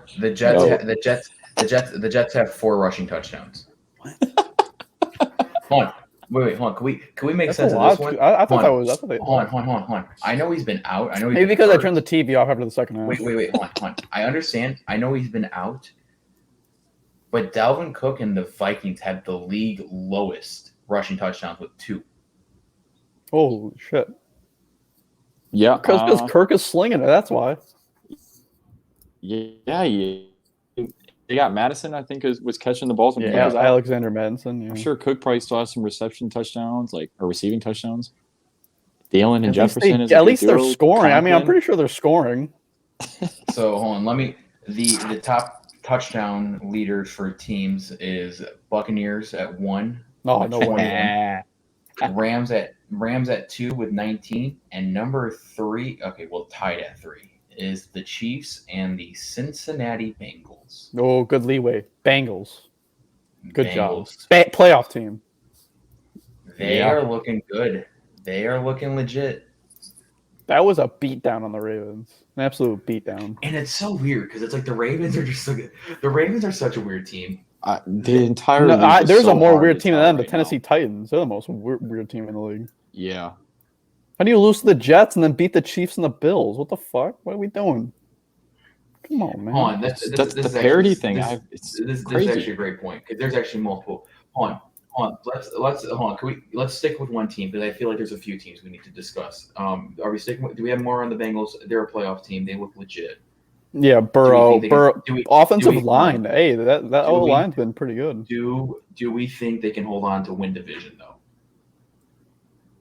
No, but I do think Jamar Chase is Rookie of the Year. Jamar Chase is Rookie of the Year. 100%, I think he is. Yes. Nobody's even close to him. But I think they're gonna be a wild card team. I think they'll be like the first wild card spot, maybe second. I can see it. I still think the Ravens are. I know the Bengals beat them, but I think at the end of the season, the Ravens will be the better team. I agree. Okay. Moving forward, well, let me just switch it to the loser of the game. Kansas City. Panic. I'm panicking. I'm smashing the. I am smashing the panic button. I'm hammering it. So hold on. Here's my thing. Are you smashing the panic button on the offense, the defense, just or the team? The team, yeah. As a team, yeah. The Titans have a trash. Their defense is very, very bad, and you put up 3 points. 3 points, and you give up what? 20 something in the first half. I mean, the Titans were just sailing in the second half. They didn't have to do anything. They probably could have ran up the score like the Patriots did, but they just didn't. I hope we talk about that game, but yeah, I feel like no. I don't want to talk. What do I want to talk? Why do we want to talk about a 54-13 game? Why would we want to do that? What's the point of doing that? No, I can't. I didn't even watch the game. I can't even say anything about it. I'm not getting into days. We're talking about this Chiefs game. I think Mahomes is playing too much hero ball. I think he's just like, if this team's not going to be able to do it on the defensive side, like every time they're on the field, a team is scoring at least 3 points every single time. So it's a matter of what I got to do, what I have to do, and basically like play Madden to get these plays. I got to do the big ball, the big deep balls. I got to go for the play every time, and it's catching up to them. The Chiefs, this is what they're going to do. Mark my words. They're not going to make any acquisitions on the defensive side. They're going to get Brandon Cooks. Watch. Just watch. They're going to get one of these top receivers that they don't need. Just watch. Hey, they still have Josh Gordon waiting in the wings. Why did they even get him? It's just a waste of space. I'm telling you, they're going to trade for a wide receiver thinking that's going to solve the problem, and it's not. I'm just sharing this past week's. Okay. Was there any close games? Like Dolphins. That was it. That's the only game that was. The Saints Seahawks game. Wow, that was a thriller that I didn't watch. Ziggy said the Dolphins won. No, they didn't win, but it was the closest one. No, like I said, I was trying to use the reverse psychology of Ian jinx. Ian jinx it every time. Yeah, so the Dolphins are done, right? It's over. Season's over. Can I go on a spiel here? Go ahead. It was a fly. I think you told us they were going 10-7. Yeah. Last week. Yeah. You know what, Mike? I'm still gonna hold firm to that one. I'm gonna still say. You know what, Mike? All takes are final on this podcast. That's fair. That's absolutely fair. Hold on. I want to go full screen. Get rid of this stop sharing. Where am I? I want to emphasize me a little bit more on this one. What about my dog? Well, hold on. The dog bites. Get it away. It doesn't bite anymore. Look, all right. It doesn't bite. It can't see. Leave it alone. All right. Well, glad the dog can make the appearance. Let me go back to me. She just woke up. I just want to look. I want you guys to see me crystal clear. All right. She's looking at you. Perfect. This is crazy. I know. This is absolutely crazy too. I want the Dolphins to trade Tua. Bella, for what? Can you believe that, dude? It's not because I hate Tua. I love Tua. I believe in Tua. I think we have, Mike. I know you are a Dolphin hater, and I know you like to trash the team. But I know you can admit. Tua has played really well the last 2 weeks. Yeah, he's played good. He has played good. He has been a very good quarterback. I think he's ranked. I think PFF grades. I think he's the 4th out of the last 2 weeks. Like, he's been good. I want him to be traded because of how much I hate this Dolphins fan base. You sound like me with Darnold. Like, get him out of there. That's what I sound like. Get this guy out of here. He doesn't deserve us. I hate the Dolphins fan base so much because, here we are. We're sitting here. We are sitting here, for the last months, since January. We have been calling for this guy's head after he played I think 12, not even 12 games last year, 10 games last year. We're calling for his head. We want Deshaun Watson, the man who currently has civil and criminal charges against him. Not charges. Cases. Accusations. Yeah. Cases against him. Innocent until proven guilty. So I won't say anything more about that one. But you want a guy who is going through this legal trouble, and you have been just hounding and just repeatedly saying how much you want Tua gone. And now all of a sudden Tua starts to show that, he has talent. And all of a sudden, Tua's the guy. We love Tua. No, we shouldn't trade for Deshaun Watson. Why would we do that? That's crazy. What, are you guys bipolar over there? No, this is why I hate this fan base. I hate them because of that. No one knows. I mean, Ian knows this very firmly. Like, I don't have anyone on. I have maybe 4 people from Dolphins fans that I know. Because I don't follow any Jets fans because why would I? Don't. Because you know what? I don't follow any more of them because they are such a toxic fan base, and I don't want to deal with them. Isn't Frank the Tank a Dolphins fan? Correct. He is. Do you have him blocked at all? No, I do like Frank the Tank. Okay, so Frank the Tank. Okay.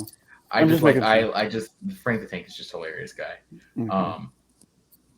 No, it literally infuriates me. I hate listening. I mean, like, listen, let's just get it straight here, Mike. If you are at your job and for weeks you've just been hearing rumors from your coworkers that they're looking to replace you, I don't care what anyone says, Mike. It's gonna get to your head at some point, right? It's almost like there's a player in Philadelphia that has the same scenario. Yeah. I don't disagree. It most certainly can. And listen, you know what? Tua has been a professional through all this. He's kept his cool, but no, I mean, it's gonna get to you. Definitely. Off-field stuff definitely affects the on-field. We can put on a brave face. I mean, that's what most of us do anyways in our daily lives. We put on a brave face and act like everything's okay. It's a typical norm of people wanting to hide their emotions. I think I could say for a fact this is in Tua's head. Oh, most definitely. And, for some reason, like, I think the Dolphins. I mean, listen, let's just. And Mike, like I just brought up your example here of let's say your boss was potentially looking to replace you. Yep. Potentially looking at getting someone that might be better than you. Right. Your boss can also just shut it down by just telling the media, "Hey, nope, we're not shopping. We like who we have." Right. And you know who had that platform to do that yesterday? The Dolphins owner, Stephen Ross. He had that platform. And what he could have done? He could have shot the whole thing down and said, "Nope, we love Tua. We're not trading Tua. We don't care about Deshaun Watson. Even if he didn't have charges, we wouldn't trade for him." You know what he didn't do? That. What did he say? He said, "I know why the media is here. I'm not dealing with that right now." Oh, so they're definitely trying to shop to. They're definitely trying to get rid of him. This is so. I love being friends with you guys. But no. Shut up, Mike. Winning over there. I don't know what winning feels like. Stop. God, but you know what? You know what? No worries, guys. Because Brian Flores came out today on the press conference and stated that Tua is our quarterback. Well, no shit, yeah. The one, but you know what? Hey, but you know what Brian Flores, Chris Greer, Stephen Ross hasn't done? Blatantly and just out there and stated that they're not trading for Deshaun Watson. That's how you end everything, right? You just say David Tepper had no problem saying that for the Panthers today. Yeah. That the Panthers are not trading for Deshaun Watson. You know what Stephen Ross could have done? Said they're not trading for Deshaun Watson. I think I know why they didn't say it. I got an idea. Because they're trying to trade for Zach Wilson. Yeah. Oh. Bro, take that back. Take that. Now listen. Take that back. So now take that back. So now hold on. Just so I can wrap this up here. Mike looks like the Joker from the Dark Knight way he's holding his phone right now. He does. I am having a blast. I'm having a blast. Guys, I can't. Have fun with your 600 touchdowns over there, Mr. Brady. Hold on. Let me just wrap this up. Listen, truthfully, yes. Obviously, I want Tua as my quarterback. Would I actually want him traded? No, I'd be devastated at the moment. But I mean, Jesus, I just feel bad for him at this point. He's in a tough spot, like you said. All his owners are trying to get rid of him. Yeah, and it's not even his fault. They're not 1-5 because of Tua. Correct, and that's the biggest thing, is that they do not have their record because of him. I think it's because of O-line defense. Maybe because he got injured. That's a possibility. You had Jacoby Brissett for like 3 games. Yeah. Yeah, you make that argument. Yeah, sure. But for his on-the-field play, no. He didn't do anything wrong. He threw 4 touchdowns this week. Threw for 300 yards. Like, man balled. Did Parker and Fuller not even play too? Didn't have his top receivers? He's back. This is a second straight year now that he has played games with his wide receivers 3 through 7. Yeah. and an offensive line that ranked towards the bottom. And let's say they. When I looked at the standings thing, Noah, for the touchdowns, Dolphins rank, I believe, second in the league for rushing touchdowns. So they don't have a rushing attack still. So it's a one-dimensional. Second to last, offense. you mean? It's a one-dimensional offense. Okay.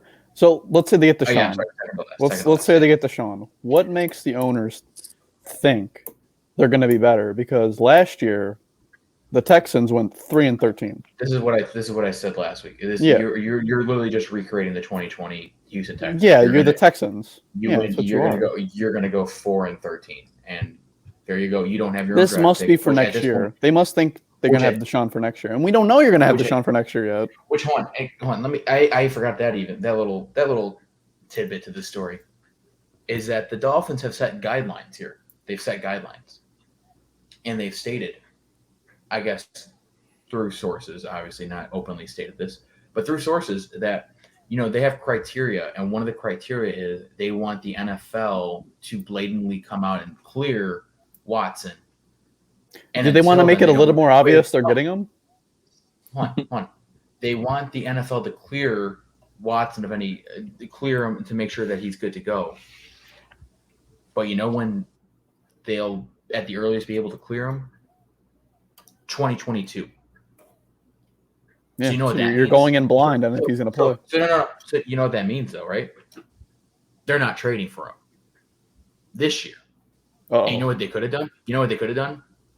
Went out and said, at this moment, no, we're not trading for Deshaun Watson. We love to. Yeah, at this moment. Okay. Yeah, you could have done that. But you know what they didn't do? Say that. They didn't say that. And I rest my case. Tua, I love you. Keep playing like you're playing. Let's try to win a ball game this week. It's against Buffalo, but it's all right. Oh. Hey, maybe he had Deshaun. The spread wouldn't be 13, it'd be 10. Hold on. I believe the Dolphins are undefeated on Halloween. I believe they are 6-0.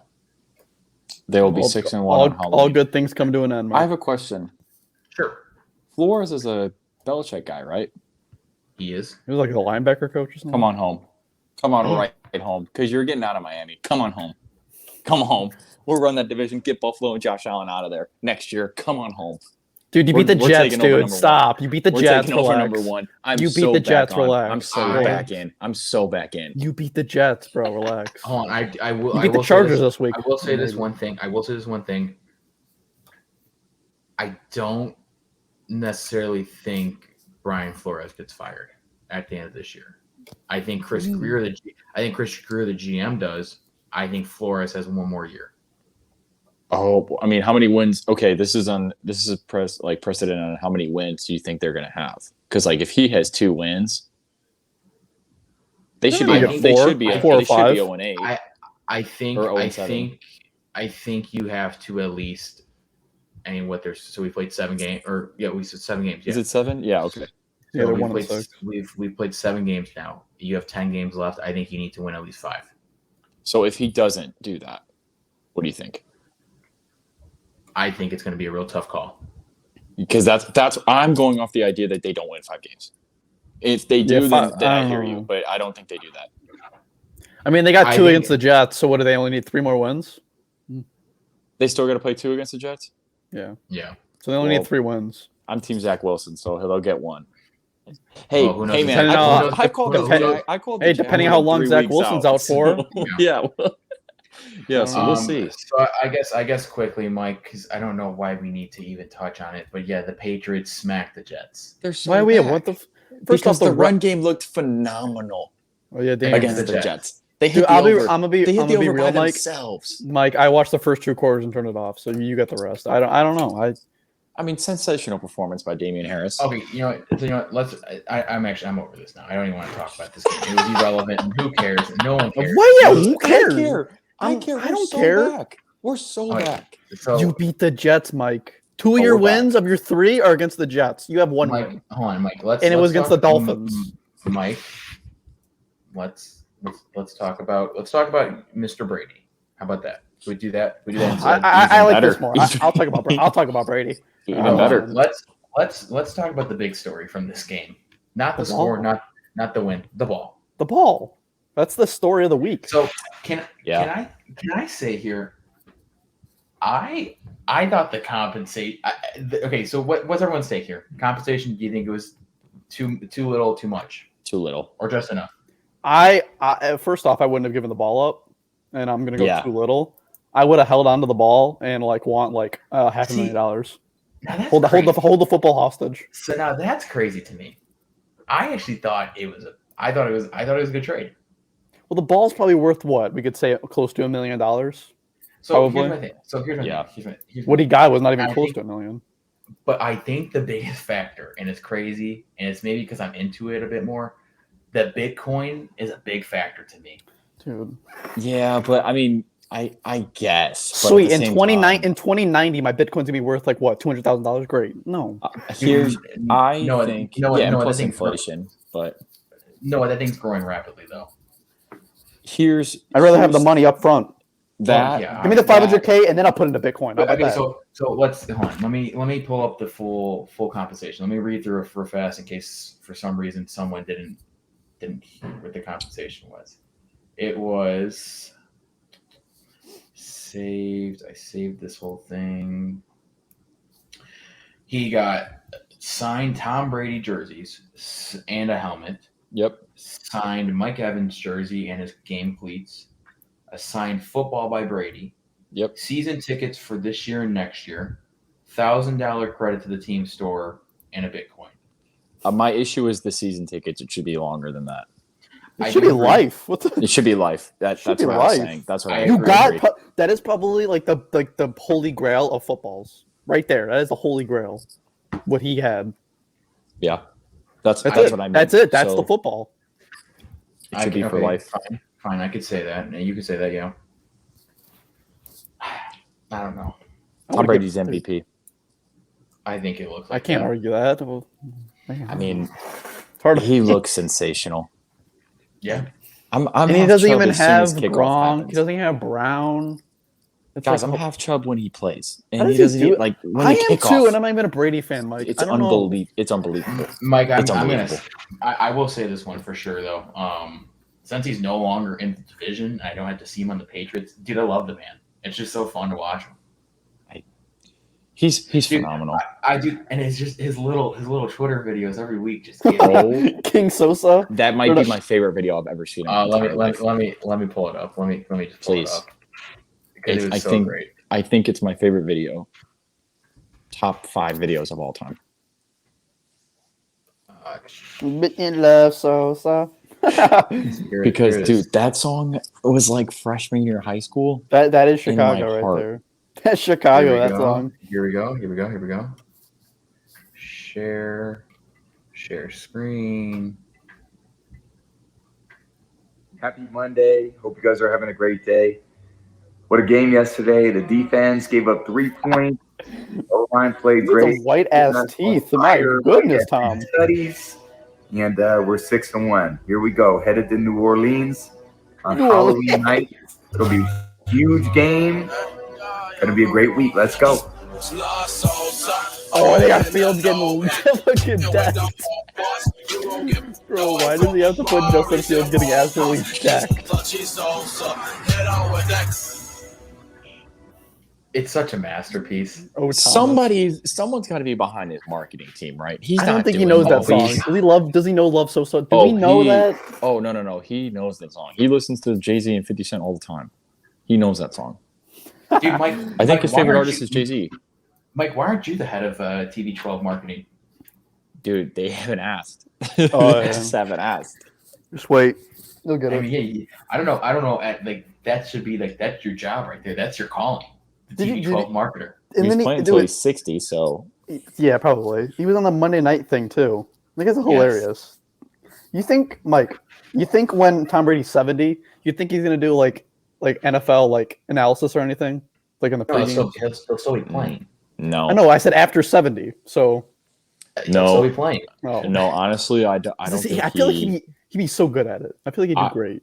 Guys, I'm not gonna lie. I think when he's done, he's done from the league forever. I don't think he makes. Would he be golfing? Yeah, I don't think he'll do any announcing. I don't think he'll do anything coaching, to be involved. No nothing. Coaching. Nope. I would love to see that. But I can understand why he wouldn't. He's been in the league for so long. I mean, he'll be like 70, so like what? He'll be like 2060. We're in 2050. Yeah. So right around that time when he retires. The Patriots are a playoff team, right? God, no. Yes, the they Jet. are. So they have 3 wins, right? They have 3 wins, right? And out of those 3, they beat the Jets twice. Mm-hmm. I could have, and the Dolphins. They lost to the Dolphins. They lost to the Dolphins. Oh, they lost the Dolphins. Who did they beat? Who was the other team they beat? They beat the Texans. Oh, the Texans, even better. Hey, Mike. Even better. Mike, I'm not gonna lie to you. We're so back. Mike, I'm not gonna lie to you here. You are kind of being hypocritical because this is the same exact thing you said about the Panthers. Yeah, but the Panthers don't have the greatest quarterback, or the greatest, not quarterback. The greatest. The greatest coach in the history of football. And one team does. That's true, but... And they have a legacy. This is America's real team. The New England Patriots. Do you think they're going to beat the Chargers? Yes. Yes. Yeah, you couldn't say that with a straight face. Yeah, because we're so back. Because we're so back. It must what's next? What are we doing next? What's next?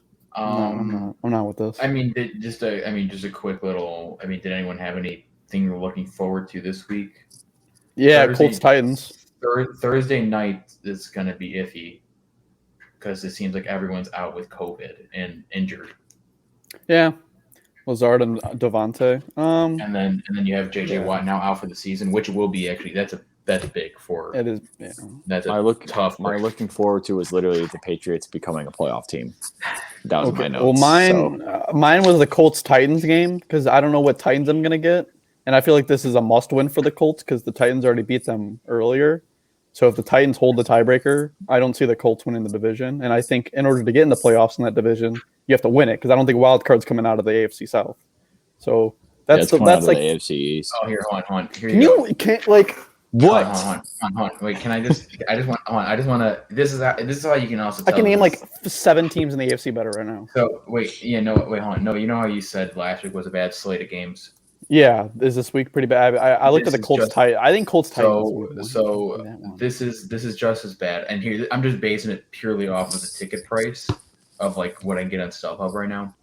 The most expensive are Green Bay and Arizona. Obviously. At $158, and the next one is the Steelers at Browns for $110.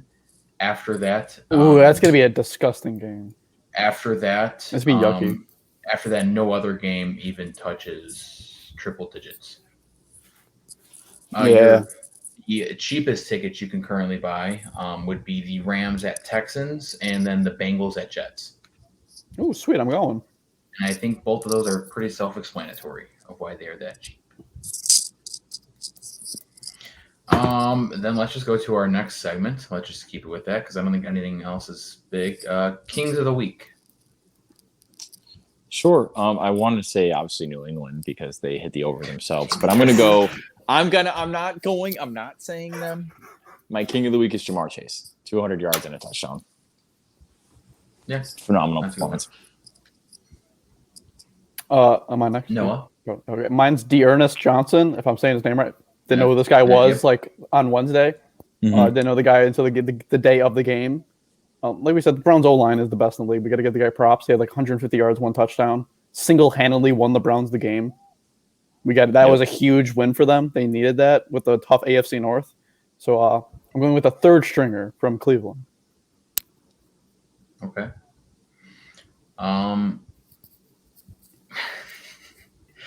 I was going to pick a stupid one, but I'm not going to pick a stupid one. Damian Harris. I was going to pick Mac Jones. I'm not going to pick Mac Jones, though. Instead, I am going to pick – I mean, you know what, honestly, how can I not? How can I not take Cooper Kupp? I thought you were going to take Mike Evans. Mike Evans had 3 touchdowns. It should be Tom Brady. Wait. Tom Brady should – Tom Brady. We should have Tom Brady get his own segment, honestly, to be honest with you. Hey, I don't disagree. I don't disagree either. I could talk about Tom Brady for a while. But here you go. Here it is. The newest segment. Tom Brady of the week. All right, Mike, what do you got? Tom Brady of the week. My Tom Brady of the week is The Tom Brady. Ooh, I didn't think of Good that one. one. That's a good one. Did Yeah. you see the way he threw that ball to Mike Evans 3 times? Did I? You know who else saw that really well? My fantasy team, as they hoisted me to victory they against did. Mike Samuelson. I was missing Josh Allen and Stephon Diggs, but no excuses. A win is a win. I was missing my running back. My team just sucks. You're right. No excuses. My team. Well, actually, no. I will have an excuse. Half my team's in the injured reserve. Okay, I'll give you that one. All right. Well, let's just move on. Mike, Can we get to the best segment? Yes. To Dogshit of the week. I feel like someone took. I feel like someone took mine. My Dogshit of the week is the entire quarterback room for the Carolina Panthers. Damn it! That was mine. I had Darnold. Both. Because the other guy who PJ came Walker? was 3 of 14. PJ Walker, XFL legend. Was 3 of 14 for 20 yards. Mine, Sam Darnold. Oh, you know what? Hold on. Can I go back to King of the Week real fast? Can I just go ahead. Brady of the week. Go ahead. King of the Week. Can I just give a special nod to Dan Campbell? Oh, the special teams. That was honestly the best game of the week. the Lions game. I get it. They haven't won a game yet, but they're like the best 0-7 team I've seen in a while. Detroit looks like Detroit actually competing in these games. Detroit's better than the Jets and the Texans, and it's not even close. Oh my god, yeah. Yeah, the Dolphins. They could be honestly they're better than the Dolphins too. I'm not even gonna lie. They could be the Dolphins. I mean, all right. So they lose. All right, let's just run through the schedule quick. Lose to San Fran, 41-33. It's a one-score game. Lose to the Packers, 35-17. They kept that close at half. First half. Yeah. Lose to the Ravens, 19-17, off of a miracle field goal. Yep. Lose to the Bears, 24-14. Well, they turned over the ball like 7 times in the red zone. Yep. Lose to the Vikings, 19-17. That was the kick again. Another miracle. Yep. Now they did get hoisted by the Bengals, 34-11. That's probably their only bad loss. Well, you know what? Props to them for scoring 11. That seems like an odd number. Yeah. Okay. Yeah. And the Jets are going to score this week. And then losing 28-19 to the Rams. They could easily have 3 wins. Easily. And that Rams game was good at half. Yeah, they were. I think they were up by 1 or down by 1. It was close. It was a one-score game throughout the whole entire matchup. But no, the Lions should have 3 wins. They should. Yeah, 100%. Put Dan Campbell in the Coach of the Year in the discussion. He should be. All right, Noah, back to you now. Yeah, Darnold's my Sam Darnold's my dog shit of the week. It pains me. It's unacceptable. I don't even care if you don't have McCaffrey. You're playing the New York Giants. And you had 111 yards, 1 interception, and you got benched to an XFL player. Daniel Jones looked good. Unexcusable. Daniel Jones did look. He had that hell of a catch, that one-handed Odell Beckham grab. But what I saw from Darnold was heinous, disgusting, inexcusable, and he should look at himself in the mirror and say, I need to play better. I don't even know who they have this week. I don't care if Darnold has another shit performance. They play the Falcons. If he has a shit performance with the Falcons, my team name of my fantasy, the Dinky Darnolds, may change. That's getting bad. What I'm seeing these past 4 weeks, it's unexcusable. Wait, Mike, who's your dog? I'm gonna give him. I was about to say I'm gonna give mine. I don't know how anyone. Kansas City. Like, how can you not give it to Kansas City? Well, Kansas City sucked, but Darnold sucked pretty. I mean, because they both scored 3 points. Hold on. Hold on. There's actually a few here. You can either go Kansas City. You can go Chicago. That's easy. That's easy to pick on them, though. Yeah, Chicago coaches. Or you know what? Houston. Kudos to them scoring 5 points. What the fuck? That's worse than scoring 0. What the fuck? Yeah. Is scoring 5? No, I'll go with the Chiefs this week. And then to wrap us up, the gambling corner, who honestly, looking at it now, I don't know why we ever had Noah's PP when he's clearly not the top gambler here. It's clearly Ian. That Bears under hits every goddamn week. So so we've been doing this now for 3 weeks. The all-time standings: Ian is 11-1. I'm sitting at 9-3. Mike is at 8-4, and then Noah is at 5-7. That's actually incredible odds for 3 of us. That's horrible. Oh, for me? Oh, yeah. For you guys, yeah. You guys are doing great. I mean, to be fair, I'm picking some fucking layups. Yeah, fucking Cardinals money line. Yeah. I can wipe my ass with I the 25 cents I'm gonna win. What the fuck? I'm just saying. Can we give me kudos? I have 2 weeks in a row. I picked minus over like what 17.5. Yeah. And they both hit. Like come on. I gotta give props to Ian. He only missed one. I know. It's crazy. What's the one he missed? It was a stupid one. Oh, you know what? I think it was the Dolphins. Oh, I think it was his lock. I think it was the Dolphins. That should be 2 losses if It you lose should your be lock. 2. Yeah, if you lose It should the be 2 lock. if you lose your lock. That's not allowed. Locks are locks lock. for a reason. My locks always win though. My locks always win. It was his Dolphins -3 as his lock of the week. I tried to tell all of you the Jaguars are going to win that game, but no one wanted to listen. All right. Well, let's wrap it up. Mike, who is your favorite this week? Oh God, I'm really going out on a limb here. Buffalo money line. Holy fuck! The fucking 25 cents I'm gonna win. Hold on, I'm so excited. Wait a second. It's the favorite. That's minus. That should be a lock. That's a favorite. Oh, you know what? It's because they're not favorite. Never mind. Go ahead. That's fine. You're going Bills money line. Whatever. This is the segment. This is the flaws of the segment. It's fine. What am I supposed to do? What do you? No. Take him with the spread. I don't know. No. Fine. I'll take the spread. You want the spread? Okay. Yep. Yeah, 13.5. Give him the spread. It's 13.5 now. What do you think it was? It's the Bills against the Dolphins. The Bills kill Hammer every it. year. Hammer it. It's just because I'm not taking it. It's you're not getting that one. Noah, go ahead. Bengals -10.5. What makes me think the Jets are going to compete with fucking Mike? Fucking I don't even know his name. I don't give a shit. Mike, I don't even know his name. I don't really care enough. Put Joe Flacco in. And again, and watch now that I picked the Bengals 10.5. Watch the Jets lose by 10. Fucking watch it.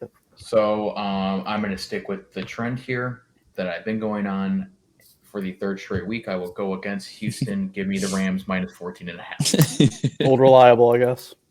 Old reliable. I'm going against the Jets. That's my old reliable. Mike, you're underdog, and if it's not who I think it should be, I don't know why on earth I'm gonna change mine. I don't like mine. I'm changing mine for more than 2 seconds against their uninspiring win. So go ahead. Who's your underdog this week? It's the Vikings +1.5. Okay. Interesting. Actually, that's actually a good game. Cowboys, Vikings, that should be a good game. Yeah. If Dak plays. Both coming off buys. How bad is he still being? I thought he was okay. I thought he was good. I mean, if it wasn't for the bye week, they said it's a calf strain. He should play, but I don't know if it's at 100%. I don't fucking know, man. Is it my turn? Yeah, it's your turn. Yeah, go ahead. Do I want to do it? Do it.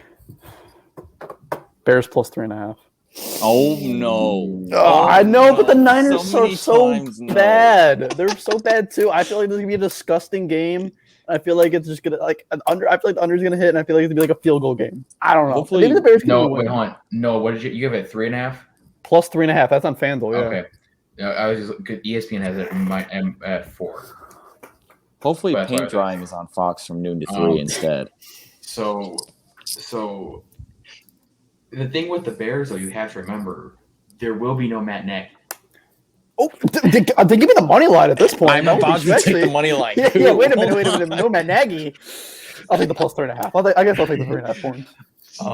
My underdog this week. You know what? I'm gonna do it. If you say your team, I'm gonna do it. Give me Detroit +3.5. Okay. I was thinking that too. You know what? I feel even better. No, give me Detroit. Miami. Give me Detroit money line. Oh. This is you got to win one of them. They do got to win one of them. And against the Eagles, they could very well do it. I like it. Over under, Mike. Which one do you got? I got the over in the Bills-Dolphins game of over 49.5. Probably by Buffalo themselves. 49.5.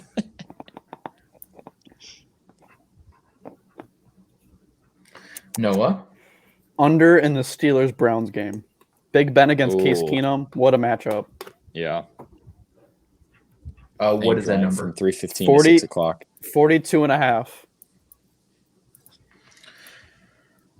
Let's see. God, I cannot wait for that game to go over just because I picked them. I cannot wait. I literally picked the Patriots-Jets under. And the fucking Patriots scored 54 points. They scored 54 points. Didn't they look good?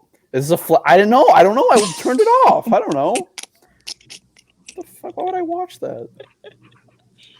I will take the over. I will take the over of 50 points in the Tampa Bay New Orleans Saints game. I feel like that's going to be a really good game. I forgot about that game. Yeah, 48-3 Saints, sounds likely. But the Saints always play Brady hard. Like last year, they beat him twice. The Saints. They beat him once. Hey, they are the Saints. No, actually no. So I remember it was prime time. They demolished them. Noah, hold on. What? You mean to tell me that you think the Saints that barely beat the Geno Smith Seahawks? Dude, the Titans lost to the Jets. I don't know. Bad. Anything can happen. The Titans lost to the Jets. Anything The can happen. Titans were missing both receivers. They're playing the Jets, Mike. There's a difference. They just don't have receivers. But hold on. Here's the thing, though. As we just hit a whole Corey segment, Davis, shut up. Well, no, hold on. As we just said, hold on. We literally have, this thing right here. Tom Brady of the week. Who's playing the Saints this week? I know. But the Saints always play. Then they won like 6 straight against. I swear the Saints have won like 6 straight games against the Buccaneers. Well, they killed the Saints in the playoffs. And so Drew Brees. Drew Brees. Well, okay, in the regular season. Drew Brees from the NFL. In the regular season. I swear I saw that. It was on prime time when. And on top of that, Mr. Rob Gronkowski is back. Oh, I'm not picking the Saints here. All I'm saying is if there is an upset, that may be it. Mike, give me your lock. It's in New Orleans, right? It's New Orleans too. It's in the Dome. Guys, I'm not going to lie to you. I didn't know Gronk was coming back. I had New England plus 5.5. Now give me Tampa money line. See, I feel like this whole thing. That's it. I feel like the whole thing's got to be scratched. If you again, we couldn't have just spent like a solid. We couldn't have spent more time than we did on the Patriots, and then you not pick them at all in any of this. Like I feel like we have. We're gonna when they win against the Chargers and destroy Justin Herbert. We're gonna come back here and say, are they going to play a home field playoff game because they're going to be great? This is what we're going to ask. All right, so my lock is it was the Rams. I'm going Chargers. Oh, I'm sorry. You're going. My lock's the Chargers. All right, both money line here. Yeah, money line Chargers. Mike, your money line. Tampa. I was going to do the Rams just because I need to get at least one win. That's usually my win. Mike, I'm going the Chargers. Mike, I couldn't hear you. You said money line. No, I need to keep my standings up for this competition we don't have. Give me Tampa money line. Tampa money line. Okay. Yes. Who knows? Maybe there was a reward at the end of this. Maybe you didn't know. Well, I ain't winning it. Might as well pick the Chargers. God, part of me just kind of wants to double down on Noah now and just kind of pick the Chargers here. Okay, guys. When can't literally spend so much time on the Patriots and not pick them. I'm picking the Chargers. That's what I'm saying. How did we spend that much time, Mike? Dude, New England's got to fly across the country. Wait. No. Hold on, because we spent 12 minutes on a 1-6 team who should be 0-7. I'm not the one. Hold on. Oh, I think you're talking about the Jets. Too. I was gonna say I don't want to talk. Do you want me to take the Dolphins plus 13.5? Because I'll do that right now. All right, then I'll take the Pats plus 5.5. Then it's 4.5. He's cheating. I'm looking at it right here. ESPN had 5.5 this afternoon. I have 5 here. I have 4 here. 5. 4.5. I'm gonna go 5. It's slowly telling you all you need to know. I forget it. 5. Okay, and I will go Dolphins plus 13. Good for you guys picking your teams to win and cover. Good for you guys. Okay, I will have to have Ian text me his picks, but that went 12, guys. That was good. That was good right there. I can't wait. Well, guys, Patriots are so back. Guys, we tried to do a shorter podcast. We didn't. We failed. We can beat the 2-hour mark. We got this. We did. Yeah. We have a few seconds left. Well, guys, this was fun. This was a fun one. I think this was really fun. Yeah. I'm glad we got to start it twice because Mike's Wi-Fi was that bad. It was that bad. Yeah. Now he looks like the Joker doing doing the scene. Well, here's what it is. I got MagSafe on the back of my phone because I have the headphones in, and my phone was about to die. Okay. So, okay. All right. Well, on that note, we have just a few seconds left, so I will just say our goodbyes here. Hold on. Can I say something real quick? Sure. Hurry up. Jets play Thursday next week. They're getting plus 14. Great. By the way. All right. Well, folks, who are they that's playing? the end of this episode. Colts. Oh, all right, folks. End of this episode. We'll see you next week. What the See you, fuck? folks. What's wrong?